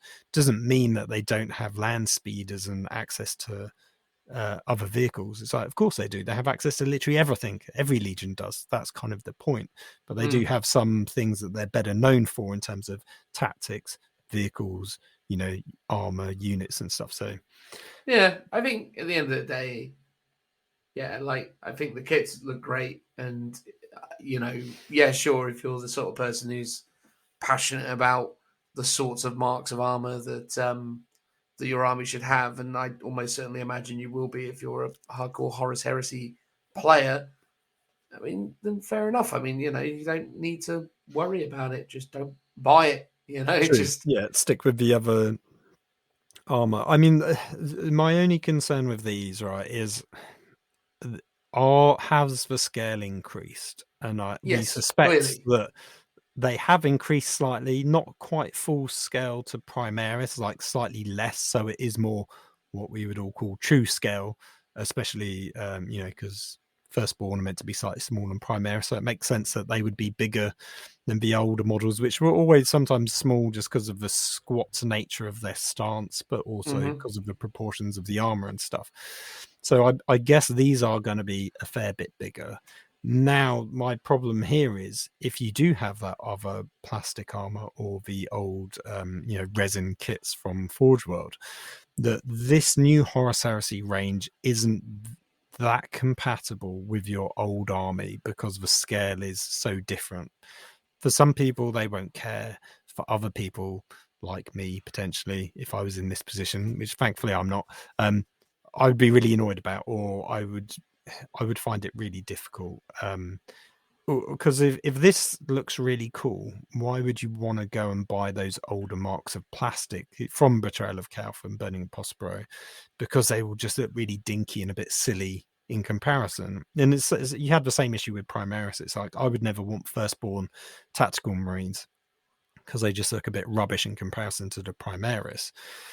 What I would have loved for these guys to do is to kind of scrap the range and reset it. And I know that's an impossibility, but it's like, here's your new Mark 6 armor, but then kind of go, we did plastic Mark 3 and 4 5 years ago, but do you know what? We're actually going to redo it all. We're going to redo the Cataphracti and the Tartarus Terminators, because those are way out of scale, like, in comparison. Like, they just look dinky. Like, and Terminators should look beefy. So it is a bit like, even though they're relatively new kits, I kind of wish they would just redo them all. Yeah, unfortunately, this is just the unfortunate. Oh, it ain't never going to happen. But I would almost go, that first edition of Horus Heresy will have its own particular place and time and its own model range that did exist. This is Horus Heresy 2.0, slightly bigger scaled models. yeah, if you want to have the old stuff, great, it still works. But we are also redoing all the models for this new range as well. Like that's sort of how I would draw a line in the sand. Like, Yeah, I respect that. They're just never going to do it, right? That's the thing. It's like you just have to accept the fact that there's going to be miniatures of differing scales within your forces, and yeah, that's the way it's going, right? It's like you um, can't avoid it. yeah. Unfortunately, I think that will just be the case. And then at the very bottom of the article, they talk about how so they're saying that they're gonna have all the generic stuff. They say general kits in the range will be moving to plastic, but they aren't currently, and I guess that's a keyword, having any such plans for Legion specific units or Primarchs. So basically it's saying, so now's the perfect time to go buy Primarch. So some stuff's still going to stay in resin. Upgrade kits and stuff will always be sort of Forge World resin for now, at least. Yeah, so they're saying that a lot of generic stuff's moving to plastic, and then this leads on to the thing I said at the very beginning, where some of the Forge World stuff. So the Forge World site's updated today with stuff that's now going on last chance to buy. So the Spartan assault tank is on last chance to buy. The Leviathan is on last chance to buy. The generic Contemptor, which is the one I've bought for my Minotaurs army, that's on last chance to buy. But so you can still buy the individual Legion specific Contemptors, but weirdly, all the weapon options are on last chance to buy. So you can buy a Blood Angels Dreadnought, but have no weapons to buy for it. Very interesting. So I guess when the images of Horus Heresy leaked about a year ago or whenever it was, the things that we know or can assume that safely are in that box set is a plastic Spartan assault tank and a plastic Contemptor. So I'm kind of assuming that they're going to release a sprue with all the weapon options in plastic that are still, I guess, designed to be compatible with the resin Contemptors, because they're still selling the resin Contemptors, but just not the generic one. That's interesting, and it'll be interesting to see what else is going to go by the wayside and move over to plastic. I mean, yeah, it's definitely interesting, isn't it? That obviously all of these kits are going last chance to buy. I mean, we've already seen that the Spartan assault tank is in this box set as a new plastic sculpt, so it's pretty obvious that was going to go. And then obviously the Contemptor's getting the same. So well, here's the thing: it's like, to me, it was quite surprising that it's already going on last chance to buy, because firstly, they've not announced that these things are in plastic. They've not revealed that they're in plastic. This is quite preemptive, right? Like, I sort of don't get why they're doing it. So, okay, hear me out, right? Krieg infantry exists in both plastic and resin options. They haven't discontinued the Krieg infantry line for resin, even though you can now buy independently in its own box outside of the Kill Team stuff the veteran guardsmen, which is the Krieg, even though they visually look different. Is that because they're veterans? Is that because that's the new Krieg plastic look and that's just what it is? Like, but they've kept the Krieg line going, and I thank God that they have, because I think a lot of people would be upset that the old resin stuff goes, because if you collect the old stuff, you might not want the new plastic stuff, because there is a bit of scale difference. There's lots of visual differences to make them inconsistent. So they're getting rid of the Spartan, the Rhino, and other stuff. Clearly they're going to be in plastic, but it's like they've not announced they're in plastic. The plastic stuff isn't yet available, which is odd, because you would have thought they would probably go like, why not sell both at the same time for like a year and slowly phase out this, these vehicles, because some people might want the older one. Like they might want a resin one to go with, the other existing resin models that they've got for their armies. Like, you're not really giving people much time to complete their army, maybe in the way that they want to. Yeah, but I suppose you could argue they've had up until these things have been around for a long time, right? And they got to draw a line in the sand somewhere. I don't necessarily feel like it's as devastating as maybe you might imagine, but the contemptor point's really interesting though. The fact that those contemptor weapons are going out of circulation. So because so literally, if you want to get your Volkites, like you physically can't. Assuming it would. Well, here's the thing: they're going on last chance to buy, but we don't know how long that last chance to buy is. Is it just a week? Is it going to be longer? Normally, last chance to buy has a specific deadline, so it could just be a week, and then maybe by the time Horus Heresy isn't going to be released by the time.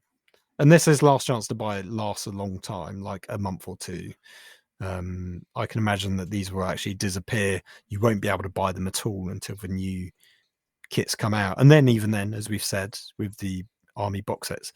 So you potentially for a year, the only way you'll be able to buy a Contemptor with all the weapon options, assuming it comes with them, will be in the army box sets for Horus Heresy. You won't be able to buy it individually on its own.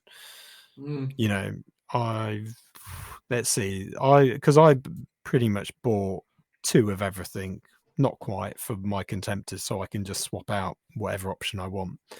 I didn't get the autocannon ones, haven't got the C-beam ones, and I haven't got the heavy bolter ones, and I've only got 2 of the Volkite, which I picked up recently, just before the prices went up, noting that the prices of these arms didn't actually go up in the end.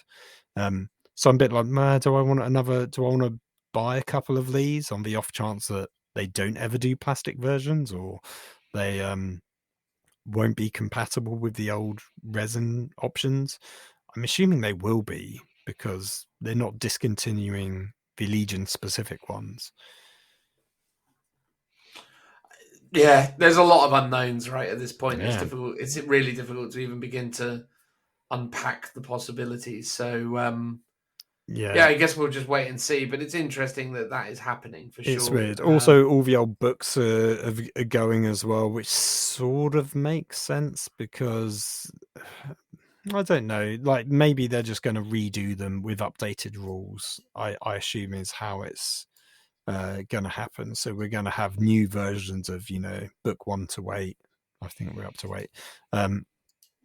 Which would make sense with updated rules and stuff. How much they tweak the rules, I think, will be the key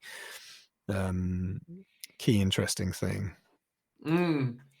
Yeah, absolutely. I think the rules changes are going to be really interesting. I think it's going to be an interesting time, because the Horus Heresy fan base is a very, very diehard fan base, a strong fan base that definitely will expect great things from this new rule set. And obviously they've become really connected to the adaptation of the 7th edition rule set that Horus Heresy is based around.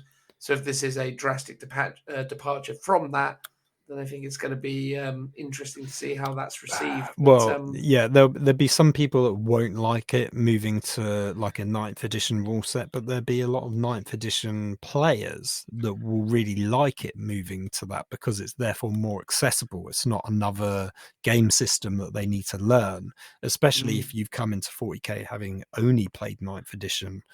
Like, trying to get into 7th edition, aka Horus Heresy, might be a complete minefield for you, because it plays totally differently. Like, the rule system, there's similarities, but they are completely different concepts. Like, you've got completely different stat profiles, different phases of the game work in fundamentally different ways, like the psychic phase, for example, or combat and stuff like that. So it'd be interesting to see what they do with that once that finally comes out. Now, one other point, eagle-eyed viewers, or not even viewers, just eagle-eyed people on the internet, have spotted that the vehicle that you see in the animation is a new vehicle. It's like a Spartan-esque tank, but not necessarily a Spartan tank. Because it's got a different barrel gun, and it's got these mini turrets on the top of the hull as well. All right. So that'd be cool to see. Very much so. Awesome. All right. Well, there we go. That is us talking about Adepticon updatey thingy-mabibs. I think it was a pretty decent showing, all things told. It's a shame that they didn't just get around to revealing the box set. Because it's already leaked everywhere, all over the internet. The playtesters and Warhammer influencers are already showing off on private groups that they've got the box already and going, oh, look at me, look at me. So it's like anyone who's got any kind of connection to the hobby already has seen it all. But I guess, there is a small percentage of people who haven't. I mean, guess. well, I'm one of those people. I'm clearly not connected enough to the hobby because I've not seen these pictures. Have you not seen them all? No, like, I haven't. Literally, no. oh god, yeah, it's ridiculous. You see it like popping up all over the place. All right. People just Well, getting I guess that apparently they've all means got to it paint is. them. I guess that does mean it's coming out pretty soon. Yeah, I think. Well, I assume May would be my assumption. Well, assuming there is a Warhammer Fest, that normally is around May time, so it would make sense that they would release it at Warhammer Fest if we're gonna be so well. If we're gonna be going back to Warhammer Fest this year potentially, Phil. I mean, I'd love to if they give us a Warhammer Fest. I sort of feel like they're too busy with American conventions to kind of bother with us over here in the British Isles, sadly. Yeah, fair enough. But we'll see. It's normally around now when they announce Warhammer Fest. So fingers crossed it comes soon. Get hype. Cool. All right. Well, there we go. That was our opinions on all things Adepticon reveals. We hope you enjoyed it. We're going to move on now to whatever it is that comes next. Transitional noise.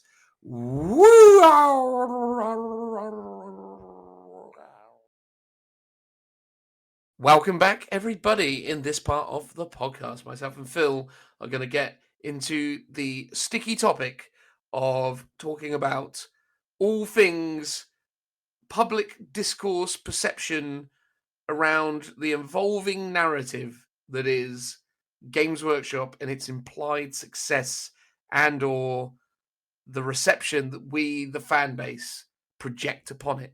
It's a deep, varied topic with a great many potential talking points, and I'm intrigued to see how this goes. Myself and Phil, as regular listeners will know, have not done an especially good job of planning this out or scripting it.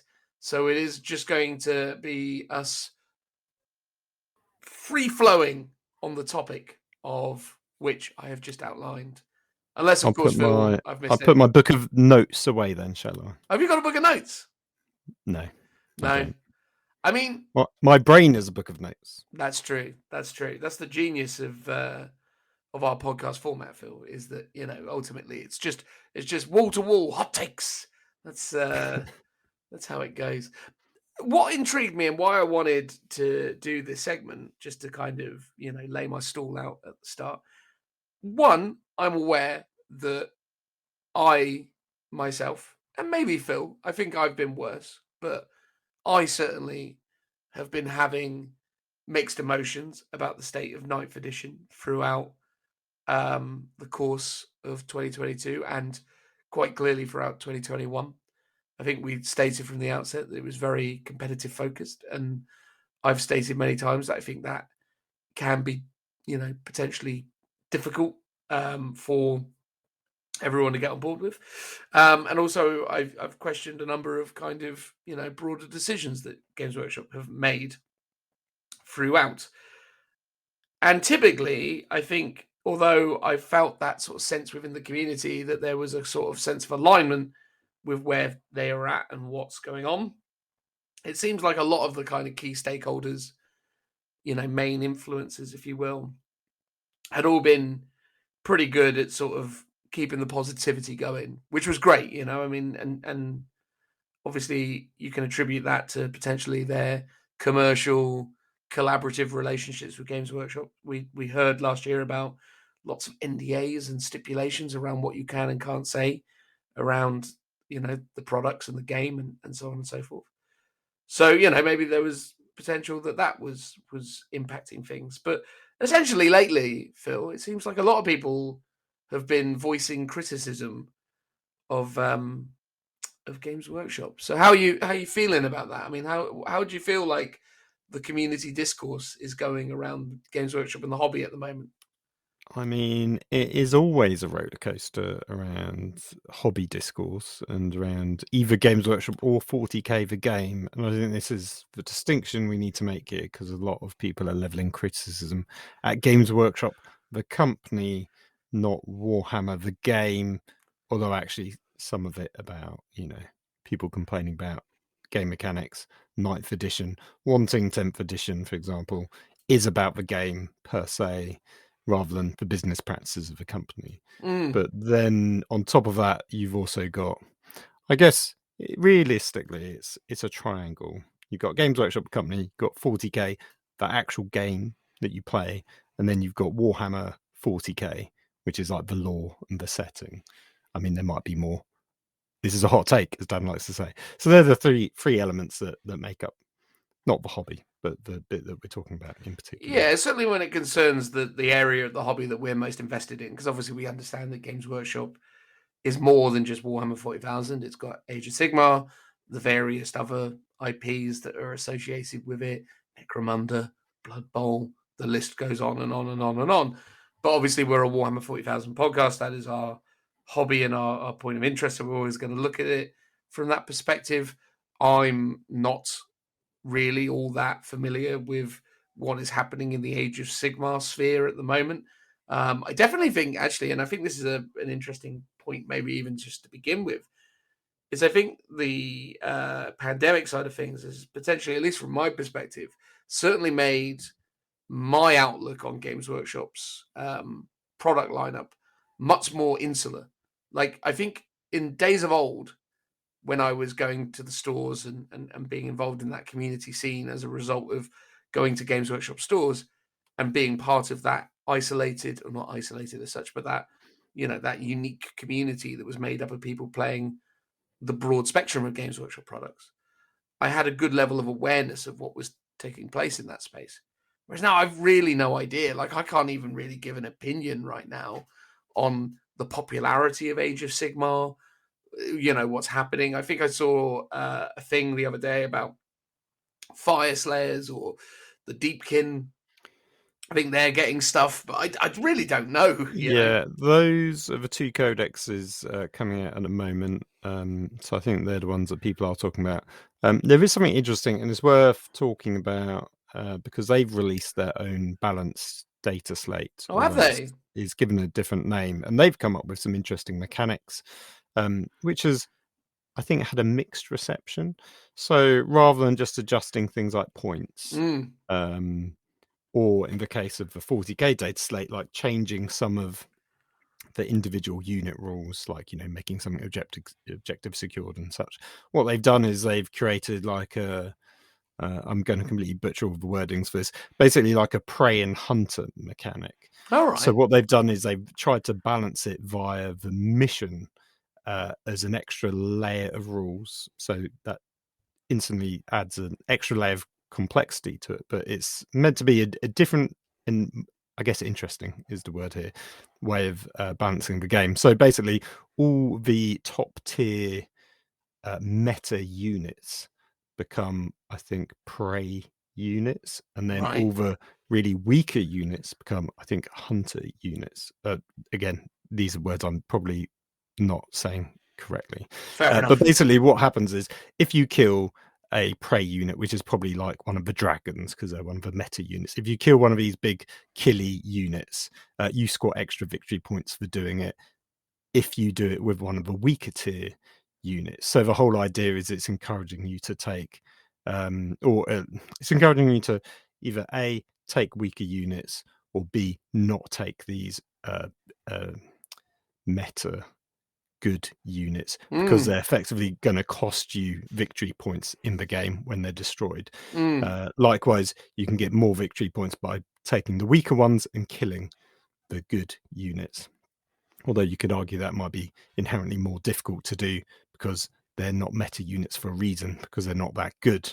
But some of them are like, I think some of them are like army wide. So I think all of Skaven basically become prey, because they're just a weak army effectively. So it'd be interesting. And this is their second one. So Surely they Skaven would become predators based on the analogy that you just laid down. sorry, yes, predators, not Right, prey. okay, there we go. So all their whole army basically, as far as I'm aware, gets this ability. It's a kind of a cool concept. When I first read it, I was like, "Well, this is interesting. This is something." It's like a sort of mini meta game within a game sort of thing. But I've seen honest wargamers take on it because they're a good AOS system, and he was very critical of it because he's basically saying they can just fix the units, like. And I think this is a problem that we've said lots of times with 40k. Fixing points doesn't really change much. Those units are still good. You would just probably take something else out of your army to take that unit because it's so good. It's not fundamentally changing the unit. And he's basically saying, Games Workshop's God. It can do whatever it wants. It can actually just change the data slate of a unit, change the actual core rules of a weapon, of a profile, of all of its abilities to make it better or worse as it's needed. It's like when Volkite Contemptors are really good, for example. So rather than upping the points of a Volkite gun, just actually change the mortal wound output of that gun to not be as good, for example. But Games Workshop are really hesitant to do that because they don't want to invalidate a codex, although codexes are constantly invalidated by the points, by FAQs and erratas, but they want the overall stat line to be correct. And I think that's why they don't do it. But at the same time, you constantly get this problem within the game of good units are always good pretty much for the whole edition, unless they just get vastly overpointed or some other mechanic makes you not want to take them. But that seems overall quite rare. So that's what they've done in AOS. Come, as far as I'm aware, with mixed reviews. I like the concepts, but again, adding another layer mechanic to the game. Like they could do that for 40k, and they may well do, because they might be trialing it in AOS to see what the feedback is, and then if it's positive, they move it over to 40k, which is obviously the bigger system. So it'd be interesting to see what they do, or if they keep with 40k what they're currently doing by tweaking individual rules. Okay. Because I suppose the point I was probably going to go for, just to try and get back on the sort of topic that I was sort of leaning towards, with the point I was making, is it's interesting because I think weirdly that sort of territorial nature of how we approach the game systems, and again what you've said in terms of what they're doing in AOS, super interesting. And had you not said it, I wouldn't have gotten that exposure to it because I've not been paying attention to it. But I'm intrigued because I think the funny thing is that I think because we're becoming more dialed into our specific systems, we're becoming a lot less sort of sympathetic to other ways of playing, or even kind of gaining a bit more kind of greater perspective of what else is out there and what else can be done with rules and with games and things. And I think, I definitely think this kind of tribalistic kind of cultiness that's built up during COVID around 40k specifically is really interesting. And I think the thing is that over the course of COVID, I think Games Workshop enjoyed a relative success that they had never really kind of expected under potentially those circumstances, noting that obviously none of us at the time had expected those circumstances to even be a feasible reality, bar obviously all those incredibly intelligent scientists and people who've been saying that it was going to happen forever. But the point is that like COVID's been a really interesting catalyst. And I think Games Workshop has been one of the strange benefactors of that whole horrific set of circumstances. The company seemingly went from strength to strength during that period of time. But it was coming off the back of a very successful period of time as well for them. I think 8th edition was broadly heralded as a good edition. You can go back and listen to this podcast to hear my more raw and accurate perceptions on certain aspects of it. But I had fun playing it, right? Definitely had fun playing it overall. But, it's only inevitable, isn't it, surely, that Games Workshop would lose interest from people who now no longer need to occupy themselves while they're sat at home doing nothing. It's like, is it not? Yeah. Was this not always the expectation that we were going to see this great kind of unprecedented expanse of interest in the hobby inevitably level out again? I don't know. I mean, what's your vibe on all that? Well, I get, yeah. So I take it that during COVID, people are sat at home, sometimes with not even a job to do, or they're but potentially still getting paid by their job because they're on furlough. At least in the UK, it was a popular thing for a lot of companies. So you got some disposable income. You're sat at home. You can't really do anything. Oh, I know. I'll buy some models from that old game system that I used to play when I was a kid. Because especially in the UK, pretty much every teenage boy around our age, when we were young, played Warhammer of some kind. A lot of people played Fantasy. A lot of people played 40k. It was a bit of a mixed bag. So I guess a lot of people went down that nostalgia route. I guess partly, introspection of COVID, of not being able to see people, think about the past. Nostalgia is a big thing anyway, just in the cultural zeitgeist of movies, music, fashion, and the like. So it would make sense that people would get into it. Now, is it unrealistic to think that that should have kicked off a new wave of interest that would be sustainable? I mean, it seems inevitable that as soon as lockdown was over, people could do other things, go back to other hobbies, play sport, go outside, go drinking, or what have you. That the initial interest in 40k or Warhammer in general, Games Workshop, would go down. It sort of makes sense. Like if you're doing the hobby, and then all of a sudden you can do other things, you want to do those other things. It'd be interesting to see how many new people got into the hobby and have stayed in the hobby versus people that got into the hobby like, this isn't for me, and didn't go back. But they dropped 100 quid on models and pliers and clippers and super glue and what have you, and paint, and then we're just like, God, this is a lot of hard work. Or finally got to play the game and we're like, I don't like this game, because it is very different from the game that they played as a kid, if they can at all even remember that. So I think there's lots of factors at play in that respect. Potentially you could argue it's the complexity of the models make it difficult to build, difficult to paint, or the complexity of the game. And there's a much bigger learning curve getting into 9th edition than 8th edition, especially for 9th edition codexes. So all of those things could play into people dropping the game after COVID. What's your thought on it? Yeah, look, I think my thought process is that I think it's a really interesting period of time within the hobby at the moment, because it feels more like a kind of strange perfect storm to me at the moment. And I suppose I'll get into that in so much as it feels like completely beyond the control of Games Workshop and their broader kind of business strategy. I think they got big by accident. I think their share price went up, not because of any kind of aggressive specific strategy, but I think they just built up lots and lots of goodwill, and they demonstrated growth, and they showed that they were performing well. And I think people got on board with that because it was seemingly still doing good revenue and performing well during the lockdown period. And I think that kind of drove that aspect of it.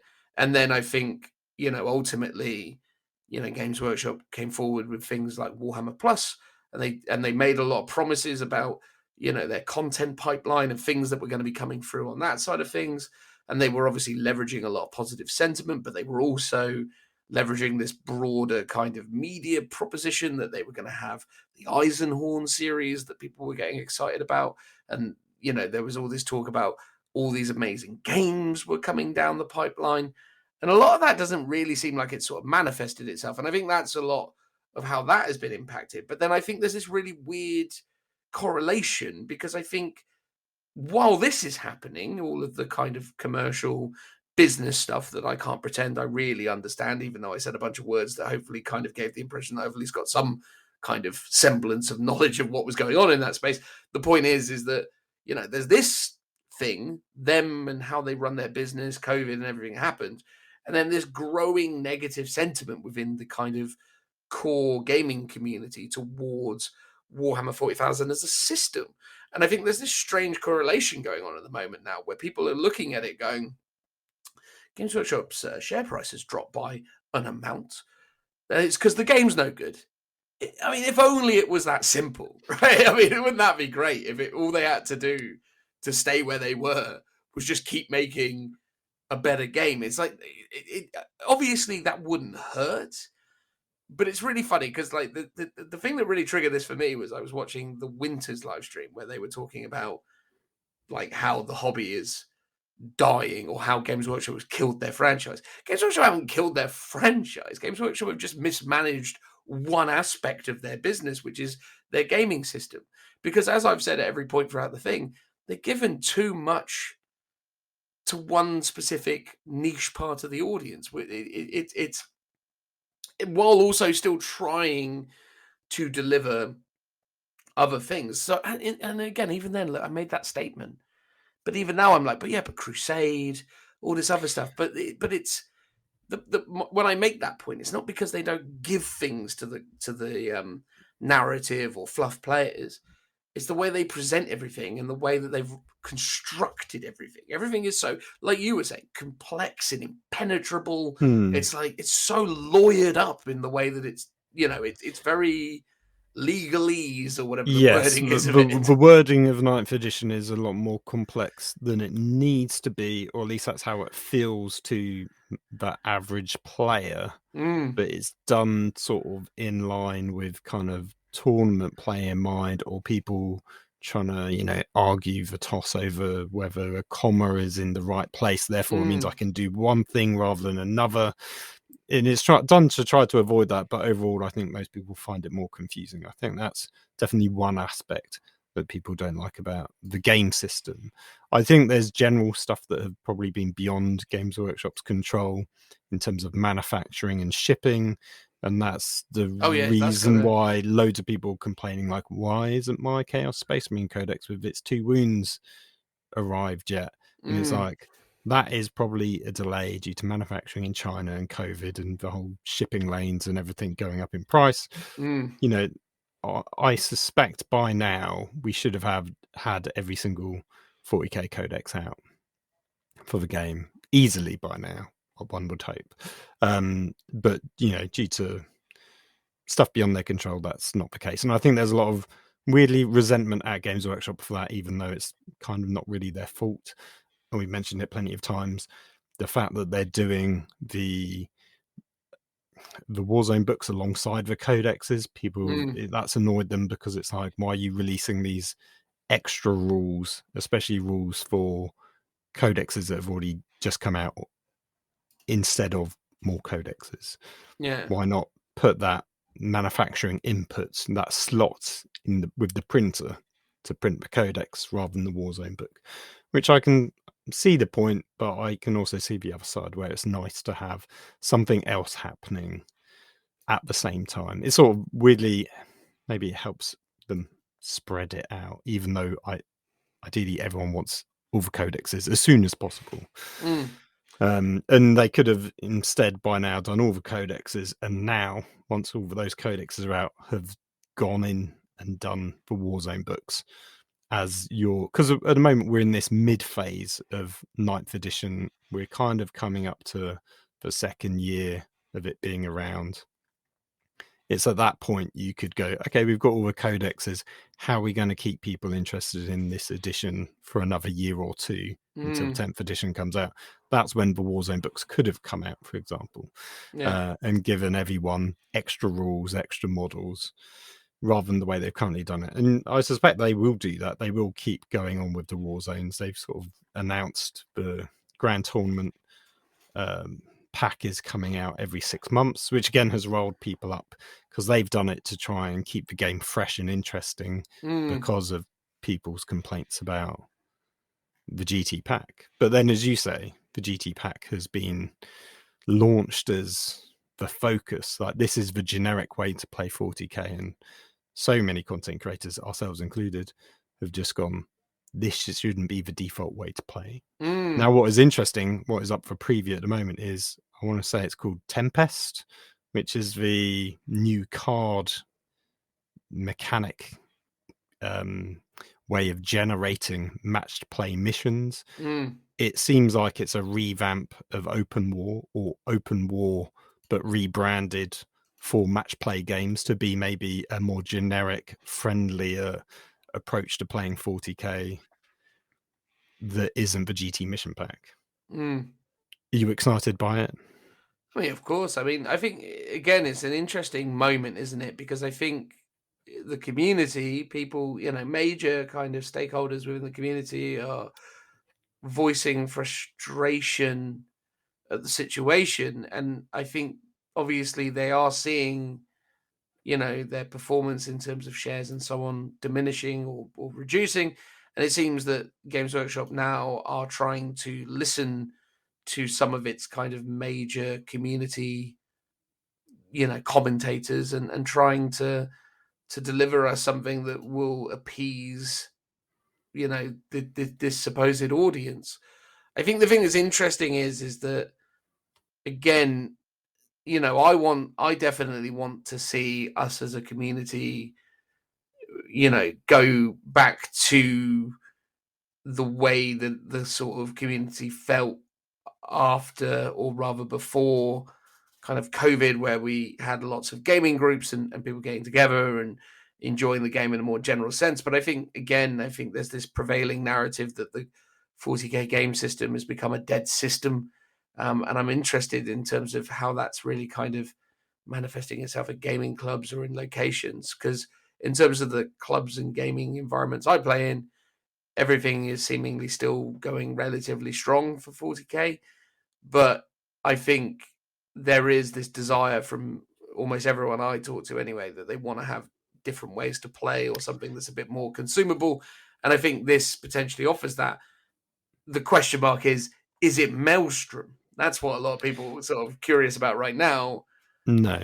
I mean, if you read it, the article, it says that you generate missions with it. It isn't Maelstrom. And again, this is one of the missteps of 9th edition, where, oddly, I think Games Workshop was listening to the community, because the majority of the vocal voices in 8th edition said, hate Maelstrom, it's not balanced, don't want to play it, it's not suitable for tournaments or events. And that was the prevailing narrative. But again, was that just for competitive community versus 100%. average Joe blog player? Because I really enjoyed Maelstrom. I thought it was fantastic. I feel like it's been a massive shame that they haven't come up with a version of it. It's like there were some beta rules in White Dwarf almost a year ago, or 8 months or something, like quite a long time ago. And it's like, it didn't really work as a set of tables in a book. You need the cards. That's what makes it fun and interesting, as well as easy to play. And the fact they haven't come out with like another alternative way of playing the core game is, to me, like, give something more for casual people. Not every casual player wants to play Crusade. You're a testament to that. Not say that you're a casual player, because you're more of a competitive player. I can be. You can be casual, but at the same time, you also don't want to play Crusade because you're like, well, it's extra rules, which is also understandable. Yeah. Whereas a deck of cards to be like, right, here's 3 cards, flip one over every turn, then draw another one. That's nice and easy, super simple to understand. Like, people can get behind that as a mission mechanic. I feel like this new Tempest card system is like Open War. So it's like, okay, here's your deployment zone, here's a primary mission objective, here's a secondary mission objective. It's probably not as crazy as Open War, so it probably won't have things like the twists or the sudden death mechanic, which was if you had like double the points, I think, of your opponent, you could win via an instant mechanic like kill their warlord, or at the end of the game, if none of their models are in your deployment zone, you instant win. It's interesting. It's very similar to what I've been doing with my mission cogitator. So on my website, you can randomly generate a game, which is, again, so it's like a random deployment zone, a random set of objectives, and a random kind of mission structure that was inspired by Open War. But I sort of wanted to theme missions a bit more and just take it in a slightly different direction. And it feels like they're doing something along those lines, but probably more balanced and more generic, to kind of cater for match play games rather than open war, which is very kind of I don't know, super casual is the wrong word, but I don't think open war is lots super of casual, random though. mechanics that are. It can be. It's weird, but again, the thing I love about open war is that you can kind of tailor the experience. Because if you don't want to have even the twists, like a lot of time with open war, I just like going, here's my deployment zone, here's my mission, and just play that. That's fantastic. It's brilliant. Open war is great.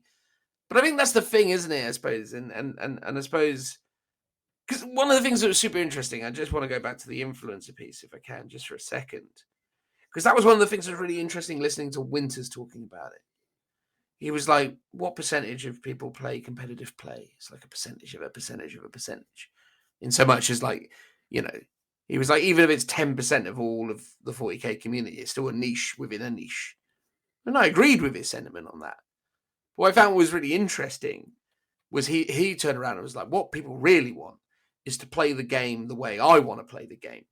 Which I thought was a really interesting perspective, right? Because Winters is a really uniquely placed individual because his entire experience of playing 40k has been sitting in his home and having people come to him and recording, playing what amounts to casual, fun gaming experiences with random people.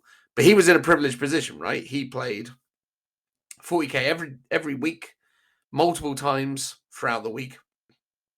And he had fresh opponents constantly because everyone wanted to come on and play him. I know that you were on there and played him. I have, yeah. Joe went on there a couple of times. Yeah. I reached out to him after he appeared on the podcast, and he was like, well, I'd love to get you on, but I can't for like 6 more months. And then I forgot to follow up with him. And because again, he had such a backlog of people, and he still does, right? His perspective is really unique. And that's one of the things I find really funny about a lot of the influencers when I've been listening to their perspective on it. Not that we're not necessarily influencers ourselves, although I view ourselves much differently because we're a much, much smaller outlet. We're no Winters, right? And that's fantastic because I think we have a different perspective because we don't have the same kind of livelihood connection to this, right? Like Winters now is a full-time content creator. So it's difficult even for someone like him to not have some biases. It's difficult for me not to have some biases. Of course, I'm human like everyone else. We all have our own motivations and things that that influence our outlook. But it was interesting to me to be like, Winters wants the game to be more like exactly what he wants it to be, which is sort of the same as what the competitive scene wanted, which is how we ended up here anyway.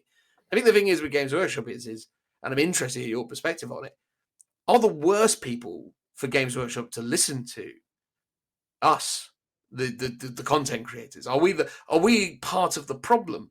Have Games Workshop started trying to satisfy our very, very, very specific version of what this thing is? And has that been to their detriment? I mean, it's interesting. You could argue that a influencer, especially someone like Winters or Tabletop Tactics, for example, thousands upon thousands of followers, they interact with their audience on a regular basis. So they probably have a general perception from their comments and messages to what their audience wants or likes in terms of, especially in terms of feedback, in terms of game style. So I know Tabletop Tactics, it used to do like Tactica videos. Sometimes they've been doing like a hardcore like tournament ladder campaign. They also do like crusade and casual games and super narrative missions. So they must know based on feedback from their audience what they want to see. Now, what they want to see from a battle report YouTube channel, what they want to play, possibly, but also if you go to Tabletop Tactics, because they do, really cool narrative games, or let's say Winters is known for playing narrative games. His audience isn't going to request competitive content from him because they would go to a competitive YouTube channel like Tabletop Titans, because that's what they do. Like, why would they, So his whole audience is biased. Every audience is biased because you're going to that for a specific thing. Absolutely. So they are in a good, unique position to talk on behalf of their audience, but not necessarily the whole scene as a whole. It would be, but then if potentially the whole spectrum of influencers does cover the majority of audiences, with the exception of maybe like I don't know, open play without points, because I imagine not many people play that. I remember there was a But we say that though because that's our personal experience, right? There might be a really thriving community of people somewhere who that's the only way they play, and that's of the course. that's the thing, right? To be honest, I wouldn't be surprised if you were to tot up every single person that bought Warhammer. The majority of people are like 10-year-olds playing games with their dads. Like, I wouldn't be, because we've had lots of 5-star reviews where it's basically like, yeah, play it, got my kids into it, that's what I do with them. We pare down the rules, we don't use half the points, we just put stuff down, we roll some dice, or sometimes we just go pew pew and knock models over and be like, die, because I'm pretty sure that's what I did as a kid. So I wouldn't be surprised if that is actually the core audience of Games Workshop. But everyone else, all the influencers who are in their 30s and 40s like us, don't see that at all, because we're not doing that. So it would be interesting. I remember there was a Goonhammer poll. I don't think we've actually talked about this on the podcast, but we've talked about it. Goonhammer is a quite well-known, competitive, relatively 40k and AOS blog site. So they do lots of articles. It's all written. And they did a poll of their audience. And this is what I would see is I think most people in the community would be like, this is the go-to place for real good competitive analysis, genuine meta watch type articles, and things like that. But the most enlightening thing about all of that was the majority of people, even out of the ones that buy models and stuff, the majority of people that read their articles don't play 40k or haven't in a long time. So 40k is a bit like football. A lot of people watch football. A lot of people want to talk about football or soccer or American football. Take your pick of a sport, NASCAR, Formula One. There's a large audience that like to talk about it, are very engaged about it, will get completely angry when there are nerfs or changes to rules and FAQs. But actually, the vast majority of these people don't even play the game, but they are engaged with the game, even if they're not playing it. They're engaged on almost like the intellectual side of it, of I theory hammer this out. Look, this unit's really good and this one's really bad, but I don't have necessarily the practical experience of having played those units, or as we said, the game. So that's interesting that if that is a relatively true representation of an audience, especially one that says it's competitive. And the other thing was that the majority of players said they were more into casual gaming. They weren't, tournament goers. So it's this thing of, I'm a casual player, but I still think of myself to some extent as competitive, even though I'm not. Yeah, if that makes sense. It's like I still want to read the articles and find out what's good, even if I'm a casual player. Yeah, and what you probably discover about yourself, actually, if you were to gauge yourself against the actual audience of Warhammer consumers, is you're probably one of the more, competitive individuals, or more kind of, more kind of hardcore customers. Of course you are. I mean, look at what we're doing here. It's representative of our personal love and enthusiasm for these products and for this world and for this game, because we wouldn't, as I love to say so often, we wouldn't do this if we didn't care about it. And I think that's the thing. It's like, and that's where my point kind of comes back to. It's like, are we the best people to listen to? Because really, Games Workshop's bread and butter are things that we don't necessarily personally identify with, but it's where their sort of bread and butter comes from. And again, going to the competitive side of things, was the game, or was the sanity, or not sanity, but the general kind of sentiment of the community, was it better when Games Workshop didn't really cater towards the competitive scene, but the competitive scene looked after themselves. Because that's the thing, it's like, to me, the competitive scene had demonstrated time and time again that it would make itself its own little place where it would sort itself out. That's what the ITC was founded on. Yeah, that's a very interesting point, because I remember 8th edition and, slightly smugly loving the fact that we had, the chapter approved books with our Eternal War missions in, and it felt like this was a very UK European sort of way of playing 40k, because it felt like the Americas was basically self-sufficient. Frontline Gaming is the ITC format, comped in their own missions for tournaments. And that did exist in the UK, but we were not oblivious to it. We just sort of avoided it, I think, for the most part, because we prioritized going to Warhammer World to play at their event, which was obviously the Eternal War style stuff. And I really liked that. And, we quite often would scoff, I guess, at the ITC format. And when it definitely became clear that the ITC format was becoming 9th edition, that was a bit of a why have they done this sort of moment. And it felt like 8th edition at least catered to everyone, as you say, because the tournament scene looked after itself. Is the tournament scene better and healthier for being in-house and being all under one roof that is a rule set that isn't comped anymore? Because what you would get is ITC would do theirs, or individual tournaments would comp it in different ways to change the rules, sometimes going no Forge World units, or let's ban something because we think it's too good. Now that's all done by Games Workshop. So I think the tournament scene is a lot healthier. It's in a much better place now than it has ever been.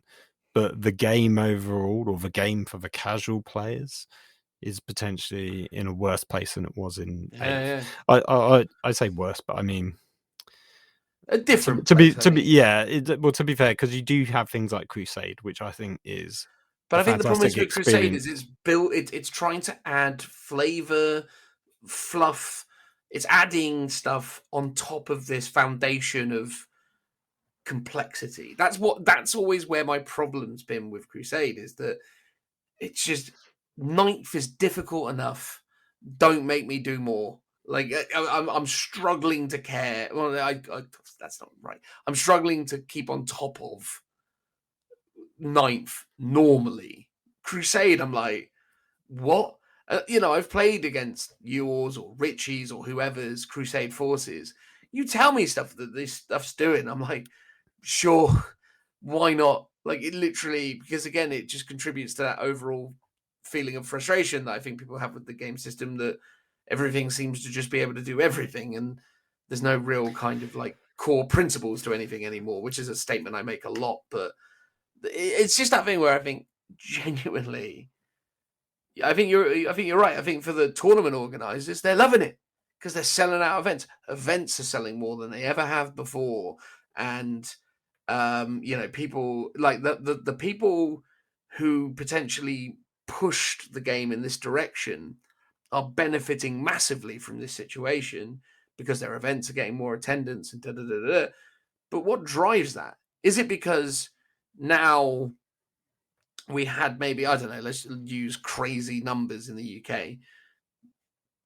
Let's say there were, by the midpoint of 8th edition, say there was like 200,000 people who played 40k regularly in the UK, right? And of those 200,000 people, maybe across the entire span of a year, you would get 2,000 of them to go to a tournament in the country overall, which I think, people might be like, that's a crazy low volume of it, but I think that's probably where it probably sat. So maybe 2,000 people in like 2019 went to a tournament or an organized play event, but maybe overall there were 200,000 people in the ecosystem playing the game. I think the reality is now is that potentially the ecosystem is decreased to the point that the games are harder to come by, and the system is geared in such a way that people feel compelled to go to tournaments because it's the only place they can get 5 games in anymore. Because the only people who are playing with them in their local scenes is like 2 or 3 people that they play with regularly. So like, oh god, I'm sick of playing Phil. I need to go to a tournament to try and mix it up. I don't think that would be the case. I mean, again, it was a thought exercise, but I don't know. I mean, it might be curious. that most gaming groups expanded in 8th, and there have been dropouts. I mean, I haven't seen it myself because I No, don't me really neither. go to my local gaming club. But I have Because you dropped out, Phil. I dropped out. Yeah, I was one of Yeah. those people. But I have heard other people talk about it, about their gaming groups where they were like, lots of people came and joined in 8th, and in 9th, lots of people have dropped out because the game seems too complicated. I suspect, and this is just me going, they would be silly to not do this, because I think a lot of the complexity is really thematic, and it does add a layer of difference between, every army now plays a completely different way. They've all got their own rules. It's all very thematic to the lore because that's how they've tried to do it, which in and of itself is great. But as you say, it's just too complicated, especially for some of them. Like Custodes, bit tricky. Admech, Drakari feels a bit complicated, like some of their extra mechanics that they've got. What they really need to do is, here's a bog standard basic version of the game, 4-page rules again, back like in 8th edition. Every codex has a basic set of rules as well. Like, here's your data sheets and an army rule, for example. But then there does need to be, here's an advanced set of rules. Come over to this page. It's got all these extra rules that you can play, and it's effectively, a beginner's game of 40k for your mates to learn to play, really streamlined, lots of rules are cut out, and then when you want to, you can add on all these extra rules to make it a bit more complicated. Probably maybe still slightly less complicated than how some of the rules have been currently written. I don't know if that's necessarily core rules, though. It feels more like a codex. It's sort of army rules. Again, talking in these hypotheticals, I genuinely think that's a really... I don't think it'll work. I think the problem is that if you offer the kinds of people that are invested in 40k the opportunity to play a dumbed down version or to play the more what they will call correct version, they're going to go for, because they'll be like, well, that's the real game. This is the intro version. I mean, 100%, and that's the thing. But the intro version is just that. It's an intro version for the first few games because you're 8 years old. It's for those people, and I think don't underestimate the power of kids. Last time I went down to Warhammer Tottenham Court Road, and this was, what day was it? Was it a weekend? I would have thought it'd be a weekend. It was packed with 8 to 12-year-olds playing games, like wall to wall. There was a couple of adults. It was it really reminded me of when I was a kid and you'd go there and you'd just spend hours there. So, that audience does exist, and how they play 40k using all the rules, I couldn't have done that at that age. So, I assume they're not either, but they do need to be, be given a set of rules that is more streamlined, that some people can just go off and play.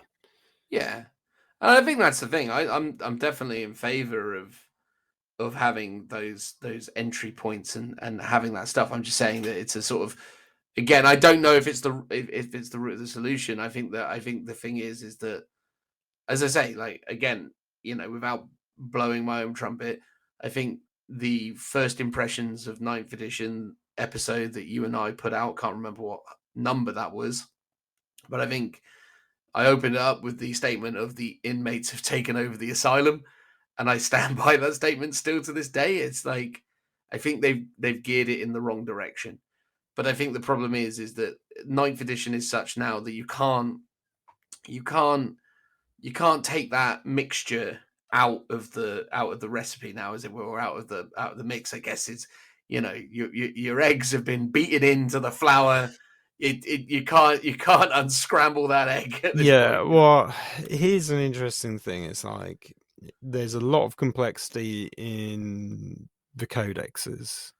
You can't take that out without nullifying the pre-existing codexes. So to give people context, 7th to 8th edition was such a big change in how the rules fundamentally worked that all the pre-existing codexes were scrapped, and they were given indexes to tie them over with the new rules, and then each, you know, army got its own codex.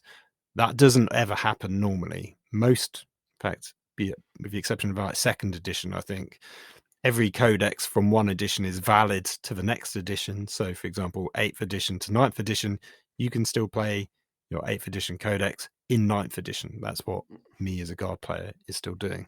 And that's how it should probably work between 9th edition and 10th edition. Your 9th edition codex is going to be valid in 10th edition, and then you'll get a 10th edition codex. So there's only small tweaks that they can do. They can't suddenly go, here's an advanced set of rules, or here's a basic set of rules. Well, they can. It's just that it's they could, difficult. but you can't play a game with.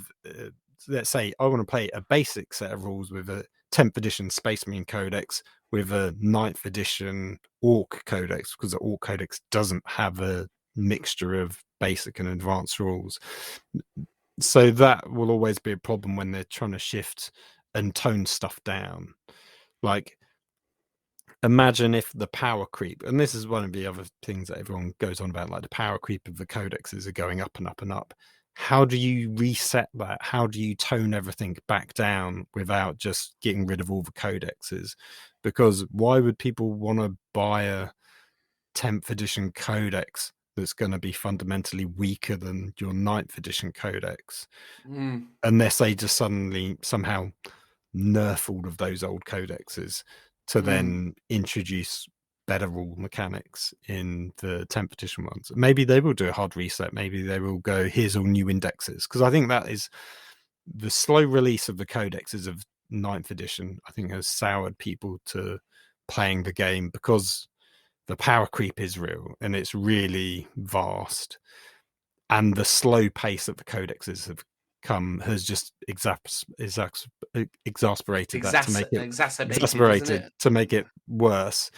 Whereas if they had all been rolled out within a relatively short period of time, it doesn't matter that Jakrarian Admech is good, because, you know, Elder could have come out 2 months later, and, you know, Guard could have been out 6 months after that, or what have you. So everyone's got a powerful codex by the time the 9th edition codex has come out. There are some outliers to that, i.e. Space Marines and a couple of others, but the majority of them, it seems like, are at a similar, very powerful level. Yeah. But they could have fixed that just by going, here's all new indexes to tide you over, because some people, Chaos Space Marines, have had to wait like 2 years or more by the time their codex actually comes out to get 2 wound Space Marines. Like, they could have fixed it with a balanced data slate, with an FAQ, or with just indexes for all the armies to get them up to speed until their codex did come out. So maybe we'll see something like that in 10th edition. Yeah. Well, we saw it, didn't we, with chapter approved 2018, which was the chapter approved that rolled into 2019, because it happened in like December of 2018. And we saw that with the Sisters of Battle Index, didn't we? Which was the precursor to the Sisters of Battle release. Beta rules that they were given. I think I don't remember if it was in that one, but maybe it was the one before, where some of the new armies had stratagems and relics and warlord traits. That was 2017, yeah. And in that one, all the armies that didn't have codexes, I think they gave like one relic. Correct. One warlord trait. I can't remember if they got a stratagem as well. But it might have just been a warlord trait and a relic to tide them over, because obviously some did and some didn't. And in 9th edition, we were like, well, you know, some codexes have got special secondary objectives, but all the old 8th edition codexes don't. So they could have, in chapter approved, given them to us. It's like they finally done that, like within White Dwarf, and Nuckmund, and as part of Nuckmund's, the finally given each old army one single extra objective. So like that should have really happened at the very beginning of the edition. So it feels like they're slowly learning from their mistakes. But it's that thing about the big ship takes a long time to turn. Well, of course, but that's the thing, isn't it? With that, I think it might have been the chapter approved 2017. Now that you've made that point about, but whatever the case, like they went, there you go. There's some sisters rules to tide you over until we do the sisters, and it was like, cool, that'll do. Like, brilliant. Like, I'll use these for now, and then sisters came along, and it's great.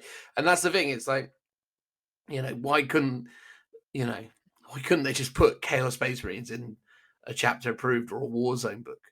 A Warzone book that the point I was going to get to, and the other talking point that's kind of interesting, that could now be going last chance to buy, which again is another broader kind of point around the way that they've managed the release cycle of 9th edition, when they've got books with active rules going out of production, which is very weird, right? Yeah, so it's never really happened before with books, at least ones that so one thing that could be right is that they're doing another reprint. Well, yeah, so basically they're changing them from hardback to softback, for example. Ooh. So they're getting rid of them. Maybe they're going to reproduce them at hopefully a even cheaper price in paper. Maybe they're one and dones. We printed them, we've sold them, no one's buying them anymore. They're taking up a lot of space in a warehouse, which ultimately is the actual answer for why they do this stuff. Same with the stuff going on, what's it called, like stock rotation. So there's a whole new swathe of Space Marine models that have gone on last chance to buy. Some of which, interestingly, Forge World models as well. They've finally gone, we're getting rid of Forge World stuff. But apparently they're not. They're going on this cycle. So they're taking them out of production, and one day they will bring them back. The plus side with this is it means they're not going to Legends. So those things will still have active rules. If only they said that like 2 years ago when they got rid of most of the 40k range from Forge World, they could all still have nice active rules that people could, play with and eventually rebuy, so prices for them don't go for crazy amounts on eBay, because people could just be patient enough for when they finally get recycled back into production. Again, that was something we've said for ages that they should do. It makes perfect sense. So the books are just part of that problem, potentially. Maybe they are just going, you're not getting them again, which is problematic. So, for example, I play Inquisition. Let's imagine I haven't yet bought that book, which is one of the Warzone books. If I want the rules for the Inquisition, I physically can't get them anywhere. Games Workshop don't do digital rules yet. And I say yet because they may do one day, but and they used to do EPUBs, but basically they were too easily pirated, so they stopped doing them. So either they will go back to digital rules, which I really doubt anytime soon, or you just can't play with them. Now, maybe some of those, maybe it doesn't matter. Like maybe some of them. So, for example, one of the more recent books had a bunch of rules for Tyranids. It had the Leviathan rules. It had the Synapse rules, Synaptic Link rule, which was the new rule mechanic, plus all the rules from Psychic Awakening. All of those, with the exception of the Leviathan supplement, are in the new Tyranid Codex. So effectively, they've made Tyranid players buy them twice in the space of like 6 months. You've had to buy them once in the Warzone book and now in the Codex Tyranids. Again, maybe it was just to tide you over, or maybe they just needed some filler content. Who knows? It seems that in itself is a bit weird, that they've given you some 9th edition content early, but then it's only finally in the actual codex. So some of that content you don't need anymore. But if you're a Tyranid player and you want to play Codex Leviathan supplement, you can't get access to that Warzone book anymore. What do you do? It seems a bit balmy that they're just going to take rules out of production. So I assume they would have a way for people to still get access to those rules. But who knows what that will be. Yeah, it's super interesting. It's super interesting that they're doing this with that at the moment. And again, a lot of people are heralding this as the beginning of the end of 9th edition. They're saying, there we go, 10th edition's a thing. Because look,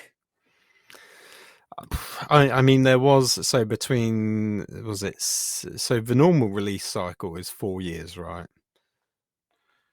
3 years. 3? Well, that's what Age of Sigmar's followed, and that was the time delay between 8th and 9th. 8th came out in 2017. Yeah. And 9th came out in 2020. Back in the yonder days of my childhood, it used to be every 4 years. Now it is every 3 years. If I remember rightly, between 6th and 7th edition, which was very minor changes, it was 2 years. Yeah, correct. Yeah. So there's a small chance. Less than 2 years. It could have been like 18 months, a year and a half, something like that. Yeah, I mean, so there's a small chance they might do that and go, oh my god, it's been such a mess. We've got to suddenly roll out 10th edition, but ultimately all the codexes will still be valid and what have you. I really doubt that. I think that would just annoy people more, surely. I agree. That would frustrate me no end, because this is the one edition where I didn't do it right at the very beginning. But ever since, because we've been doing this podcast a bit more seriously, I've been buying every single supplement and every single book. So I don't have a quite complete codex range, but it's the biggest I've ever had. Normally, like in 8th edition, basically had my guard book, my Space Marine book, my supplement for Space Marines for White Scars. That's kind of it. I think I might have bought, one or two more when, something tickles my fancy. But that's kind of it. Whereas now it's I've got all of them, bar one or two. So for that to suddenly be invalidated so soon, I think would be quite upsetting for a lot of people. Yeah, I get that, mate. I think the thing is, it's just interesting, isn't it? It seems to me right now, and getting back into kind of like the root of the conversation, right? That perfect storm, as I was describing what must feel like a lifetime ago now. It's an interesting time because, we've got this interesting community sentiment, which seems to be now that people are getting out of the game. People aren't enjoying it. People are having fun with it. People are looking towards other systems, or people are just going and doing other things with their free time. They're getting into golf. They're taking up tennis, whatever. The point is that there seems to be this prevailing narrative that people are getting out of the hobby. Fair enough if that is the case. And if you are someone who is, experiencing, a lack of enjoyment with a hobby right now, you definitely should stop doing it, because ultimately, if it doesn't make you happy, if it's not rewarding, if it's not fun, then you shouldn't do it, right? Like, that's just simple, basic stuff. You shouldn't. Mary Kondo, that stuff. Does it bring you joy? Does it give you a spark?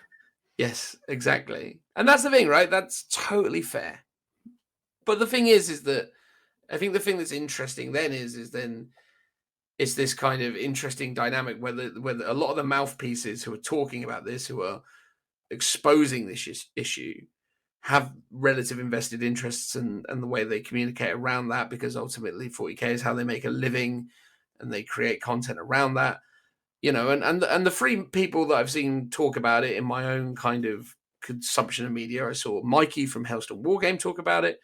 And Mikey's take on it was very much a case of, oh, it's a shame that people are getting out of it because, he's really passionate about it and he wants to sort of stay within it. And obviously it's his livelihood. So these are things that he was sort of really invested in. He had a more kind of generalist view, which was certainly interesting. But he, obviously is someone who wants to, stay connected with his friends and people who he knows through the hobby, and is obviously disappointed that people that he, knows and likes aren't, invested in the game anymore because it impacts his relationships with those people and so on and so forth, or at least that's how I construed what he was saying. You have Valric. Valric did a section, but he mostly seemed to be frustrated with a lot of Games Workshop's business practices as it concerned their approach to social media and as it concerned their approach to control of their intellectual property. I know a lot of people were obviously incredibly frustrated with the way that Games Workshop went about taking down, or seeming like they would take down, people's, content that people created, that fan, content, animations, whatever. Yeah, he seems to have come at it from that perspective, and I understand that he knows a lot of people that, were impacted by that side of things, and I get that. And then Winters seems like just a general frustration with the fact the game is too complicated, and that he wants it to be more narrative focused, and he wants it to be fun again. He wants to get together with his mates and drink beers and play games and have a laugh, which is a perfectly, acceptable aspiration, and something that I think we can all potentially get on board with. So it was interesting seeing the different perspectives, but whether it was because of the way that Games Workshop's handled it from a game design perspective, whether it's from the way that they've handled it from a content creation perspective, or whether it's the way that the communities that you're a part of feel about the system, there is a prevailing sentiment that this is not in a great place at the moment. And Games Workshop clearly need to do something about that, which is obviously why we're starting to see things like this card system coming in. It's why, maybe they're not being so forceful with takedowns of, other animations that are coming into the space. And it's maybe why they're very soon going to be getting very hyped up about Horus Heresy, because when 40k was in a terrible place in 7th edition, Horus Heresy back then was the golden goose. That was the game that kept them going, because no one was invested really in 40k in the way they are today. Back in, 2016, 2017, before 8th edition came along, all the cool kids were playing Heresy, right, Phil? Yes, although that wasn't us, because Joe was, but I don't think we were.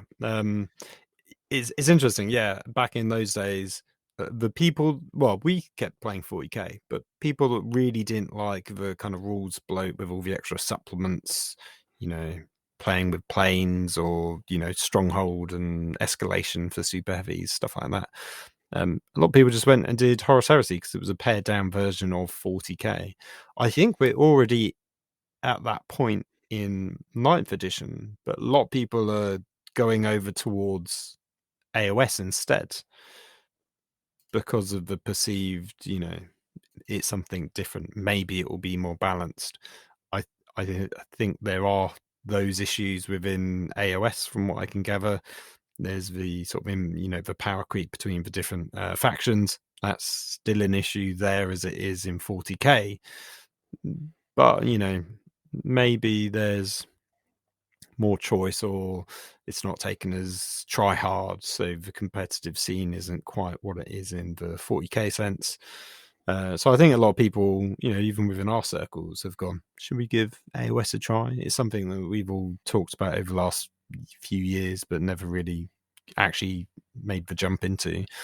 Maybe Horus Heresy will be the one where people go, oh, let's give this a go instead. Maybe it is a more streamlined version of 40k. Maybe it's more like 7th edition rules. It feels like, from what the general chit chatter is, 7th edition rules maybe crossed with some elements of 8th, 9th edition 40k mechanics sprinkled in there. Will it marry the two really well? Will 10th edition be that? Probably not, but it would probably just be for Horus Heresy. It'd be interesting to see the jump between the two, if people kind of go back to Horus Heresy or get back into it. I'm a bit on the fence about it. It's another system. I don't really have the time for it. It's a whole bunch of other models that aren't as compatible as they once were with 40k, and that was the initial cherry on the cake. Was it's Space Marines. You can play Space Marines in 40k. It's like, well, you can't really now, because the Firstborn range is kind of gathering a bit of dust, so to speak. it's not Primaris models, and your Primaris models can't really go back into Horus Heresy as period accurate representations of the models that they're meant to be. So it'd be interesting to see how people take to Horus Heresy, what they do with it. I've always seen it, because it's been a bit of a Forge World baby. It's sort of a lot more interesting, a lot more lore rich, a lot more interesting from a narrative perspective, because it's always progressing. You know, you're going to end up at that Siege of Terror. We might be 100 years by the time it gets there, but it will eventually, from the game, not the books, the actual game, because its pace has really slowed down over the years. So it'd be interesting to see if they speed that back up, and what happens with it. Yeah, you make an interesting point for sure. I personally have consistently looked at bolt action. That's always where my potential interests lie. It's always like, ooh, that bolt action looks. My situation with bolt action, though, if I'm real talk, bolt action, is I worry that I'm not ever going to be knowledgeable enough about that particular time period. And I feel like there's an implication that if you're going to play bolt action, and again, this is my interpretation of it, I could be wrong, but it feels like you've got to sort of want to be embrace the aware history, I guess. Yeah, exactly. Embrace the history is exactly what I was looking to say. And I think that's the thing. It's like, not that I don't want to embrace the history. It's just that as a setting, I think it's obviously it's real world, right? And I think that's the thing with that stuff. It's like, as much as I find aspects of that interesting, the thing that I find interesting about 40k, as much as I have become enamored with the lore, is the game system, right? And the fact is that, yeah, sure, some 40k fanboys will be like, well, I think you'll find that's a whatever bolt gun or whatever. So, okay, cool, good. But at the end of the day, you can just sort of brush that off and be like, yeah, but it's all make believe, so who cares? Whereas I feel like when you get into like the bolt action round, if I turned up and I had an army of, British soldiers, and I hadn't done the right kind of camo schemes, or I hadn't done, I hadn't paid proper attention to what that really was, I feel like there's potential for me to upset people. Not that I think people would be aggressively upset. I just think people would be a bit like, ooh, that's not quite right, mate. True. You need to get yourself watching World War II in colour on Netflix. Exactly. I need to get watching all that. Get all excited. That's a good series. It'd be because someone who's looked at bolt action but never played it, never really looked through the books and stuff. I imagine there is a lot of guides to painting stuff up correctly. It strikes me as something where it's not maybe as conversion heavy as 40k can be. So it's like you buy your box of models, you just paint them up. You don't need to do too much with them. Oh yeah, you want to make a custom set of commandos from a specific period in World War II, you can probably do that, and it's kind of on you to go about it. But it doesn't feel like that feels like a head swap, or adding on some backpacks and stuff. It doesn't feel like you're going to do some kind of crazy multi-part reposing of models that you get with kind of the characters that you would do in 40k, though. I mean, maybe I can't say I've seen too much of bolt action in that respect. I mean, and maybe because it's much more units focused, it's less character driven, so that might be why. But you might be convert up vehicles or so to make them more realistic, or add extra bits of detail to them. So maybe you'd put more focus on those elements. I mean, it would be interesting to play it and see how the system works, because will it feel really stagnant in comparison to 40k? 40k is constantly changing. Every few years there's a new edition. I think Bolt Action's on its second edition. Yeah, and there's a couple of campaign books, but it doesn't feel like there's anywhere near the sort of churn that you get in 40k, which has a campaign book every 3 months currently, plus all the Crusade stuff, the mission packs and stuff like that.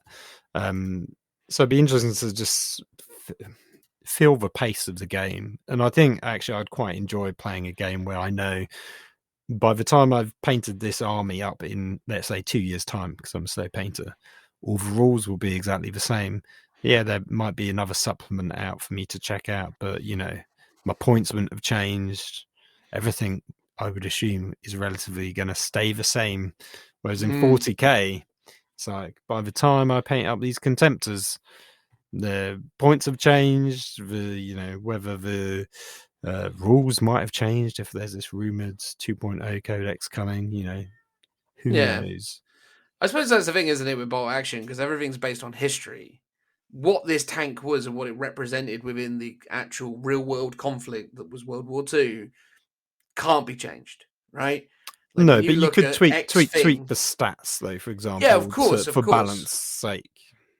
But you've always got a because that's the thing, right? The history informs the game.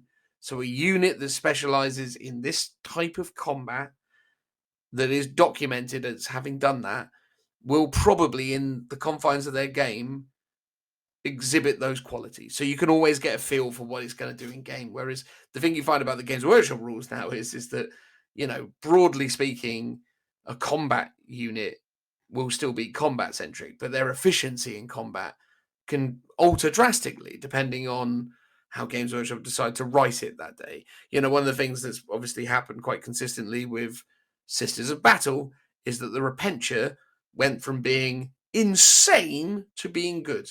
And it's that thing where it's like, well, all of a sudden, and then you look at the Repentia and you go, well, maybe I want to take some Sacrosanct or whatever they're called, the boogie board ones. Yeah, the Sacrosanct. Maybe I'll take them because and it's interesting. But anyway, I didn't mean to turn this into a talking about other systems and other things. The point of what I was just trying to kind of address and what I wanted to sort of get into the skin of is where they're at, how everything feels at the moment, and what I guess we feel like is the way forwards. And I think we've done a pretty good job of addressing where we think they're at and how we generally feel about it.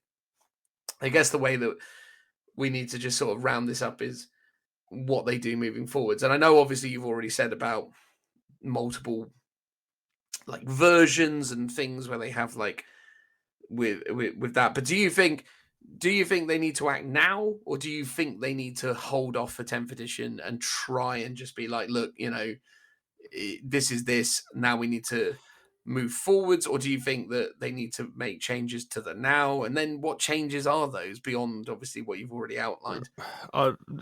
I think the bigger changes for the game have to be safe for 10th edition. Like, you can't really change anything fundamental to the game. The game is what it is, right? The GT mission pack style is kind of what it is. That's going to stay the same for this edition. What I would like to see is, we've got the new Tempest deck. Great. That is something they can do now. Maelstrom, they can bring that in. That's not too late. That is just another mission pack. They can do that. Agreed. They could even do Eternal War mission packs, that are like Crusade, but not using the Crusade rules. They could bring that back in. Stuff like that they can do now. The Warzone books, keep doing them. I'm quite happy with them. I think overall, with the state of the game, as I said in, I think, the last episode, like the more the codexes come out, the power creep is still there, but it's also becomes less of a problem because there's more codexes at that high level. And then all you need to then do is actually worry about the really weak 9th edition codexes and buff them up slightly to fix those. And then ultimately you're kind of in a healthy state of the game for what the game is for 9th edition, and you can't really change that without 10th edition, I don't think. One further point I would say is, and this was something Valrak brought up in one of his videos when he was kind of complaining about, the game. And it actually wasn't the game, it was the lore setting. And he was talking about the Warzone books. And this is a problem I've noticed, that the Warzone books all kind of end in stalemates. It's, yes, chaos came and it was really devastating, but ultimately Imperium won in the end. So you kind of end up back where you started, where everyone's just a little bit weaker. There's no actual fundamental change to the storyline. There's no serious changes to the history. No one dies. No major planets will get destroyed or taken over with. And even when they have happened, again back in 7th edition when Cadia was destroyed, and the Cicatrix Maledictum was created. Those were like 2 big wins for Chaos. But that was actually just the precursor to the real thing that happened, which was Guilliman coming back, where ultimately Imperium wins. So Cadia falling was the very first thing pretty much to happen in the first of 3 books, wasn't it? I think that series. Maybe it was 2 books. I can't remember now. I think it was 3. 3 books, yeah. What for the Gathering Storm? Yeah, the Gathering Storm series. I'm Yeah. pretty sure the first one was Fall of Cadia. I could be wrong. Maybe it was Fall the of second. Cadia, Fracture of Boltan, and Rise of the Primarch. I think was the third one. Yeah. So the first one was Fall of Cadia. So pretty much the big thing that should have been the big win for Chaos, it literally happens right at the very beginning because it's not a big issue. That is really just the backdrop for Ynnari being created, for Guilliman coming back to the Imperium and setting the scene for the Indomitus Crusade, which is all about Imperium going back out to win stuff and basically be the winners. It feels like there needs to be more consequences to stories.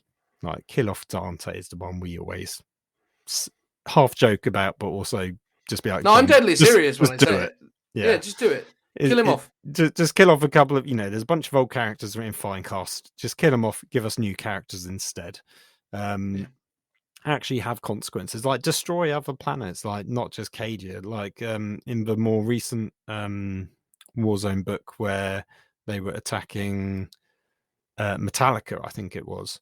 It's like have them lose, have Metallica destroyed, make them like a fleet basing, or make something happen to them. It's like you can still have them in the rules. Like Color Sergeant Kell got killed off in the Fall of Cadia, and was it Castellan Creed, the Cadian like super warlord, got sucked into a Tesseract by a Necron.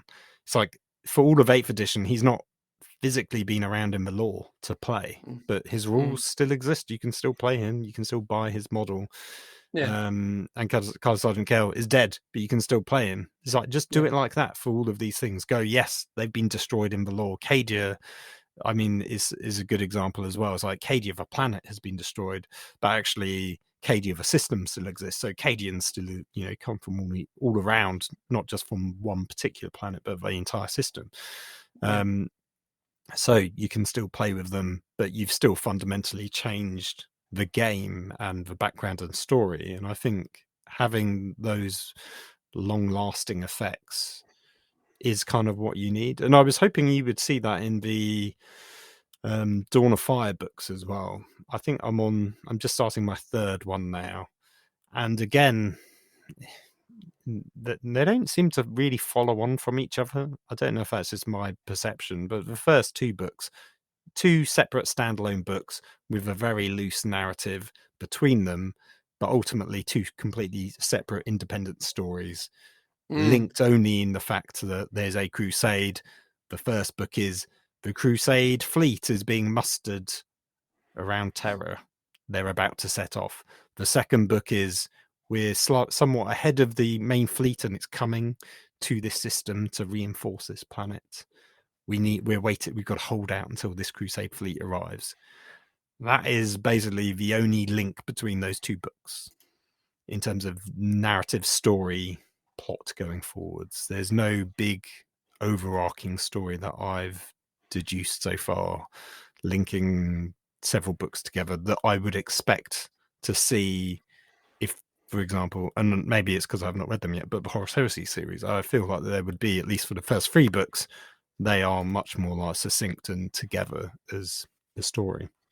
Yeah, 100%. Yeah, Horus Heresy benefits from the fact that, again, it's an interesting story because the events are already in, like, the background, in the canon, in the lore.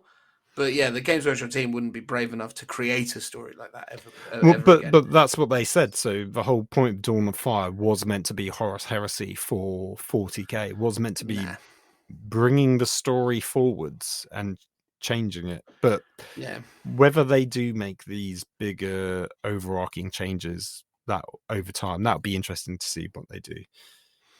I would love it, as I said, if Dante died. I think that would be a great first step. I think there could be other things that could be interesting. I'd love to see Typhus kill Mortarion and take over in the entirety of the Death Guard forces.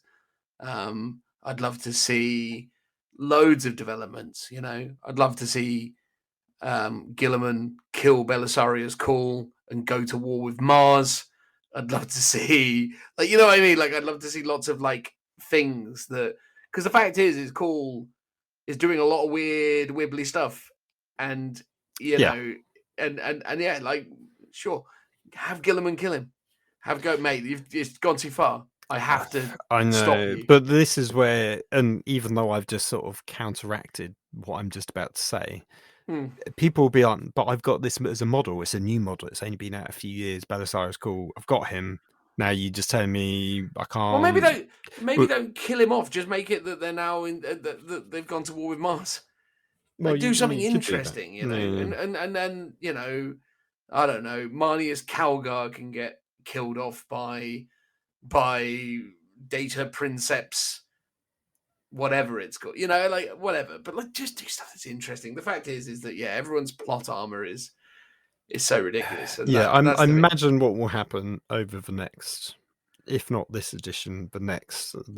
I think all the rumors are there'll be a new Chaos Primarch and possibly a new Loyalist Primarch, which in and of itself technically is driving the plot forwards, but in a most superficial way. So people will be like, oh my god, this is amazing. But it's okay, but how is the story actually changing? If a new Chaos God comes back, it's cool, you've got a new character, even though they've already existed, but you can make them more visible within the stories. If you bring back the Dark Angels Primarch, or you bring back Lehman Russ, for example, it's okay, this could be some really interesting stories that you can tell with them again as new characters. But it's how is them coming back actually going to change stuff? And I tend to find with those things, Games Workshop doesn't do very good story writing with them.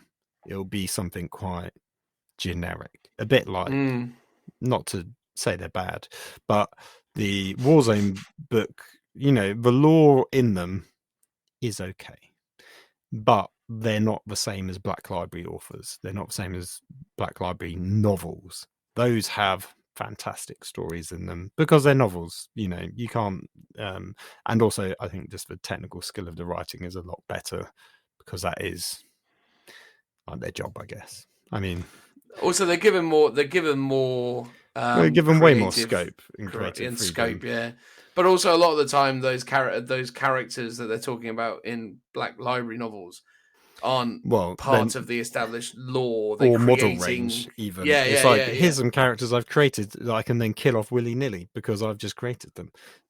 That's the sort of freedom that those stories give, and it feels like they have consequences and narrative. If you read all the Eisenhorn books, they're going somewhere even now, with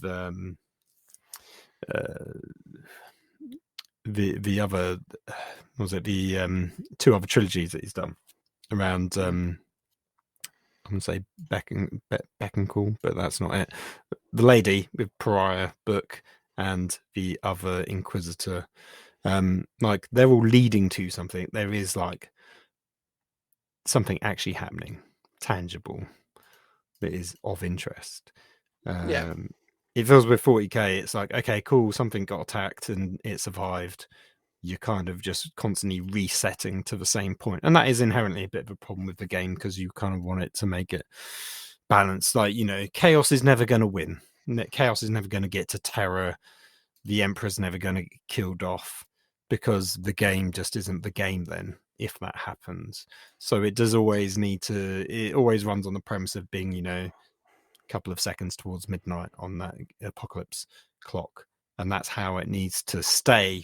So how can you drive the plot forwards? But maybe you need to tell smaller stories within certain pockets of areas, within the map.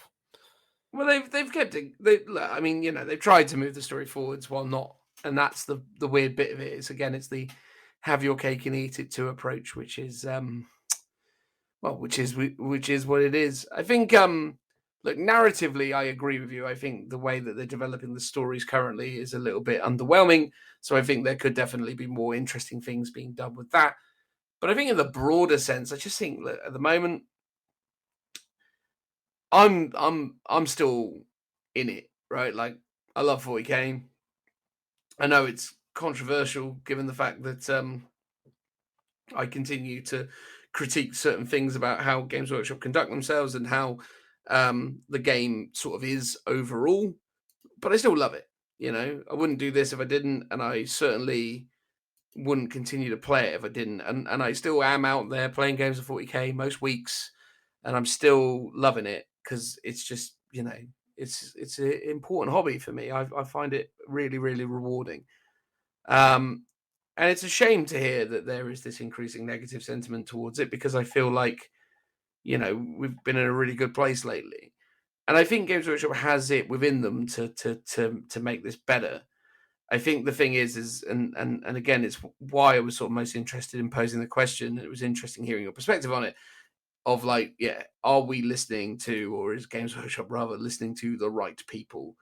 And, you know, ultimately, can the solution to this situation be resolved by people like us, or does Games Workshop need to actually bunker down and actually try and start to make more difficult decisions or make decisions that aren't as aggressively influenced by those with invested interests? And I think that's the thing. It's like at the end of the day, it's difficult to honestly find the solution from, you know, some of the key influences. I think the solution comes from, you know, the untangible things. I think it's about how things are sort of posed and how people feel about things. And I think, you know, ultimately, I think gearing things towards the competitive scene, though it has been incredibly successful for the people who, you know, sell services associated with the competitive scene and all of the adjacent aspects of that, I think overall it feels like the game is kind of becoming a very strange thing. And I think ultimately it's becoming more difficult for people to want to get into it. Again, I've told this story many, many times, but a buddy of mine who plays a lot of board games, plays other tabletop war games, finally decided to get into 40K last year. He was like, you know what? I've heard so much about it. You're always going on about it. I'm going to do it. I'm going to get into 40K. And he got like the early rules stuff and he was building up. And he called me up just to ask me about one of the more basic rule concepts of the game. But to his defense, when you actually, the way, I can't remember exactly what it was, but the way that he sort of posed it and when you actually thought about it, you were like, oh, wow, yeah, no, he's right. They do a terrible job of describing what they mean. And they've created this rule set that's trying to kind of predict and you know, resolve lots of really kind of specific outcomes. But yet they sort of fall over on these kind of basic descriptions of things. And I think it was something as straightforward as, how does shooting work? Like, how does it work in this instance? How does this work? And it was like, Yeah. yeah. It's a hard one when you're a new player to sort of understand a lot of the nuances, because I guess for us, especially when we've gone through several editions, you're like, well, we know how roughly it works because it worked historically like this in this edition. And when these rules mechanics happened, it meant this. But trying to sometimes find certain things, like to explain that in the rules, can be quite difficult for sure. It's weird. I definitely felt like the slump of 9th edition was very much last year during lockdown, when all these new rule books were coming out with the codexes. It felt really complicated, and there was like one after another, very early doors, but no one was playing 40K because we were all in lockdown, so we couldn't. And that to me was like the low point of 9th edition, because it was like, how are we meant to remember all of this, because we're not actually able to play it and we're just reading through these codexes and they just seem very complicated. Again, theory hammering it out without actually having to play the game. I still, you know, I'm not the hugest fan of the GT mission pack. I think, you know, Crusade or Open War is a much more fun way of playing the game, and a much more sort of, let's say, traditional way of playing 40K from a UK Eternal War style system, whereas the GT stuff is more geared towards the RTC format historically. But I don't know. It's not that I don't care less, but I feel I'm okay with 9th edition with where it's at. The insane power creep doesn't really bother me as much anymore.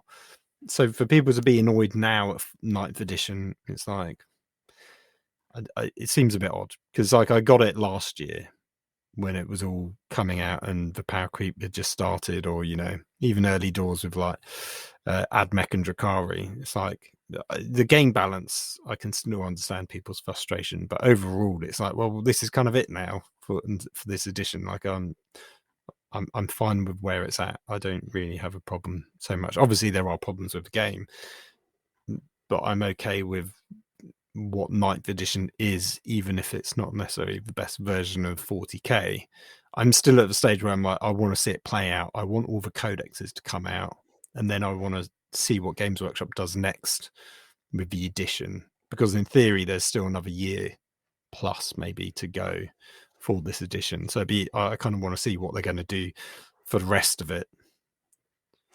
Yeah, I think that's fair. I think you're right. I actually think go nuts. Like, why not? Like, I genuinely think that right now, I actually think the game's the best it's been, because we've gotten to a point where loads of codexes are out there now that are nuts. And I actually have to think about stuff. I have to think like, oh, I have to think about this unit existing in someone's army. I can't just bring this because someone will have this. Or if I bring this, it's good in this matchup, but not so good in this situation.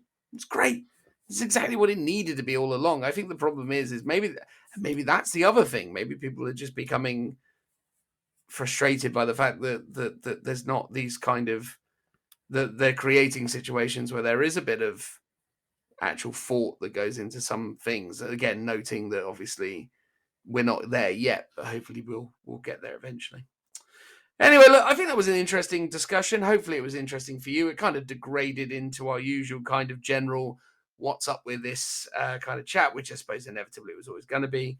The hope was more just to try and sort of get across where we're at with it, but also how we feel about the general kind of community sentiment around it. And I think we somewhat addressed that in places. I think, again, it's a massive topic that's difficult to resolve. So I don't want to for a moment suggest that we've put this topic to bed. But no, we've totally solved it.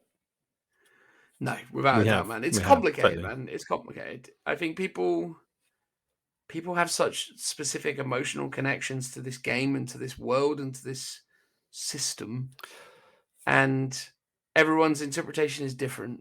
And I think before they went too heavy into the competitive scene, I think Games Workshop, without knowing it, was doing a better job of appealing to a broader audience than they are today. I think that is my prevailing thought. I think we've gone, as I consistently say, too far towards the competitive scene. Yeah, I would like to see more, general casual play pushed forwards from not only just a rules perspective, but also like the social marketing Warhammer community side of things as well. So it feels like, and this is the thing, what it feels like from an online almost like marketing Warhammer community perspective is very different from the actual player base. It feels like they're always talking about, meta watch and the competitive scene. What's the new hotness? Here are the rules that are going to dominate, and how to kill a Titan in one shot. They always do that sort of stuff. It'd be interesting if they just go, here's an article about, creating a fun army. Here's an article, talking about narrative, talking about, casual games, to give you that counterpoint to the competitive articles that they put out. I mean, is a lot of that competitive stuff, do they not mind it because does it drive sales ultimately? That might be something we haven't yet discussed, but might be one of the reasons why they have been so wedded to the competitive scene, because promoting great new rules, sales models, every time they do an article about, how great a Tower Railgun is or what have you, that model is sold out and out of stock on the website the following week. That could just be a coincidence, but it feels like there's a cause and effect happening with that. Yeah, but then the question mark is what kind of stock volume are you talking about there, right? Because at the end of the day, if you've got something like the Hammerhead that up until they did that article was ticking over at, I mean, let's be realistic, right? Well, I mean, how many Hammerheads was Games Workshop selling prior to that article? 1 a week, 2 a week, 1 a month. Like, you know, like how many Hammerheads went out the door? Therefore, how many stores had Hammerheads in them? Say every Games Workshop store in this country had 1 Hammerhead in it as a stock item. Well, then you go, okay, cool. I don't know. I mean, how many Games Workshop stores are there? 200? Probably. So there you go. 200 Hammerheads existed in stores. And then probably in their online warehouse, they had another 50 kicking around because they're about to do a replen with new boxes and things. Yeah. So, of course, they sold out because they had, like, you know, they probably had 10 of them in the online warehouse at the time. And then they had 1 in every shop. And then, yeah, so Possibly. I'm not surprised that it went. Again, that's, you know, complete speculation on my part, but could be the case. Anyway, that's enough of that. I'm sleepy, Phil. Time for a transitional noise.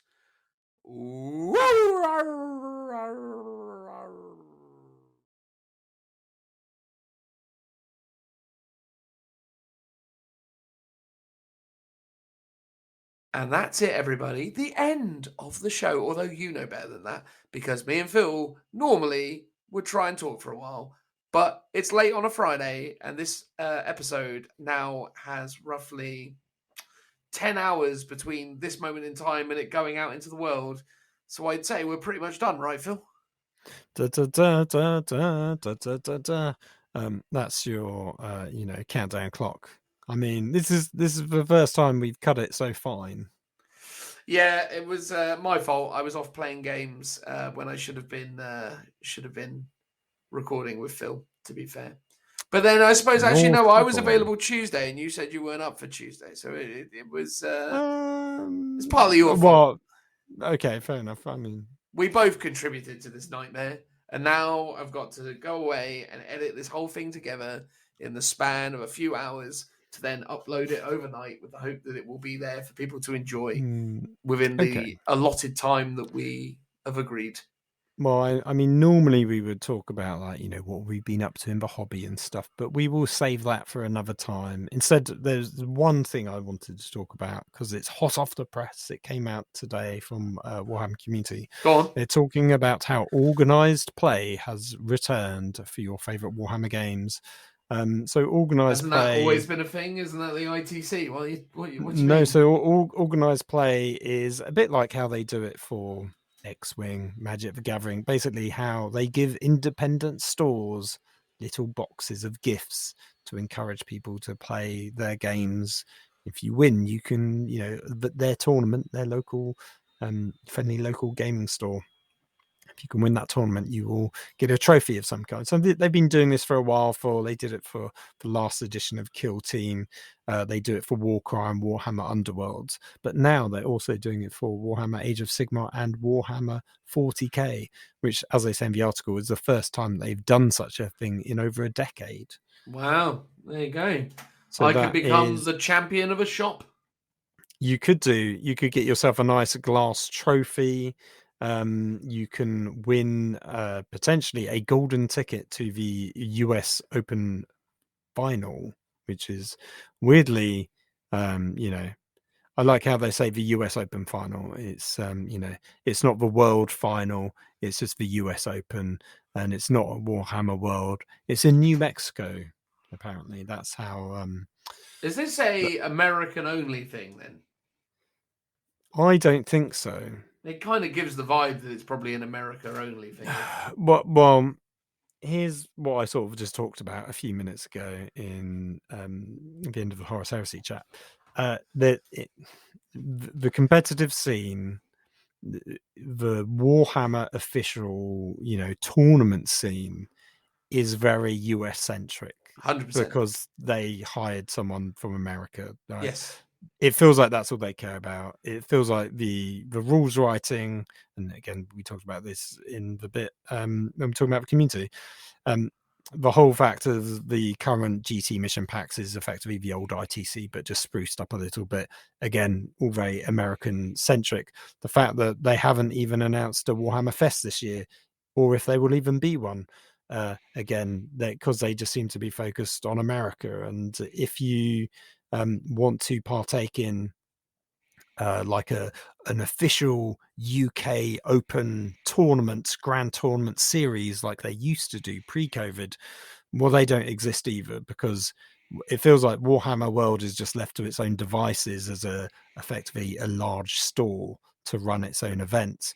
But the people in charge of running the organized, official Warhammer grand tournaments they don't care about anything other than America, which is a real shame, because Europe, UK, other places do exist as well, and it would be nice to see them expand out into other regions, especially since the UK especially has a huge 40k community, and that's where 40k is also based. So I feel like we should have a bit of a bias and preference over other countries just for that reason alone, as selfish as that sounds. Sounds very selfish, to be fair, Phil, but I'd expect nothing less. But no, I do think, actually, truth be told, it's not a selfish statement at all, is it? Because what you're campaigning for there is for them to actually broaden the reach of their competitive efforts to be able to essentially include more people from all across the world. Oh, for sure, not just for UK, literally everywhere. They should. But if you had to start anywhere, chuck it our way first. Well, it just logistically makes sense. It's like their company is based in England. It makes sense to run events in England, and then from there do other European events, because again, they're the next closest countries, and then you can go to places like Australia or other popular countries where 40k is being played. It'll be interesting if these organized packs, I assume they are international. But as you say, they talk about the final of the US Open, which is weird, because remember when they announced that, they were like, okay, you're going to have 4 or 5 maybe big tournaments, and then you're going to have a final. So it sort of does make sense that is a US final, but here they're effectively potentially opening up to anyone in the world where these organized play kits are happening. So hopefully they will be available, especially. So they do say you can be for the first time ever, organized play kits will come with exclusive digital content available only to those who take part in the event. They don't say anything more beyond that.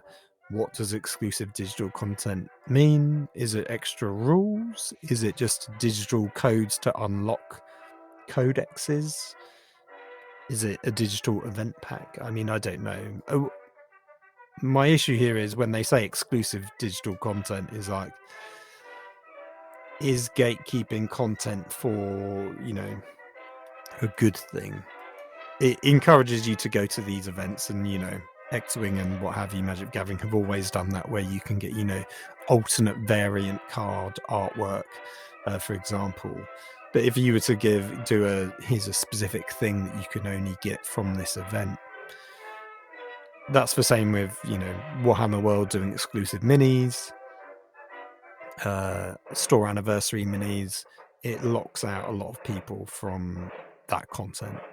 Now here it is just digital content, so maybe maybe we shouldn't care about it. But it'd be interesting to see what it is, and if that will give some people feels bads because they can't attend because their local scene isn't doing one of these events. Yeah, I mean, it really depends on what that content is, and it depends on how all of that stuff kind of is managed. Again, there seems like a lot of variables in terms of the initial announcement. I suppose what they're effectively saying is, hey, everyone, we're doing things. Go back into shops, support your local hobby, scene, and buy more Warhammer, by crikey. So, fair enough. But I guess more will come. But overall, I think it's a good move in the right direction. Oh yeah, we love a trophy. We love a trophy. To be supporting these sorts of things. It's cool that they've always done it for Warcry, Warhammer Underworlds and stuff. It'd be great to see them do it for 40k. I might have to hit up my local gaming store and see if they're gonna be doing it, just to have a chance of getting some of this exclusive swag. Exactly, mate. All right, cool. Well, you can go and do that, Phil, because I'm now going to go edit this podcast. Goodbye, everybody. Bye bye. Bye-bye. Bye bye.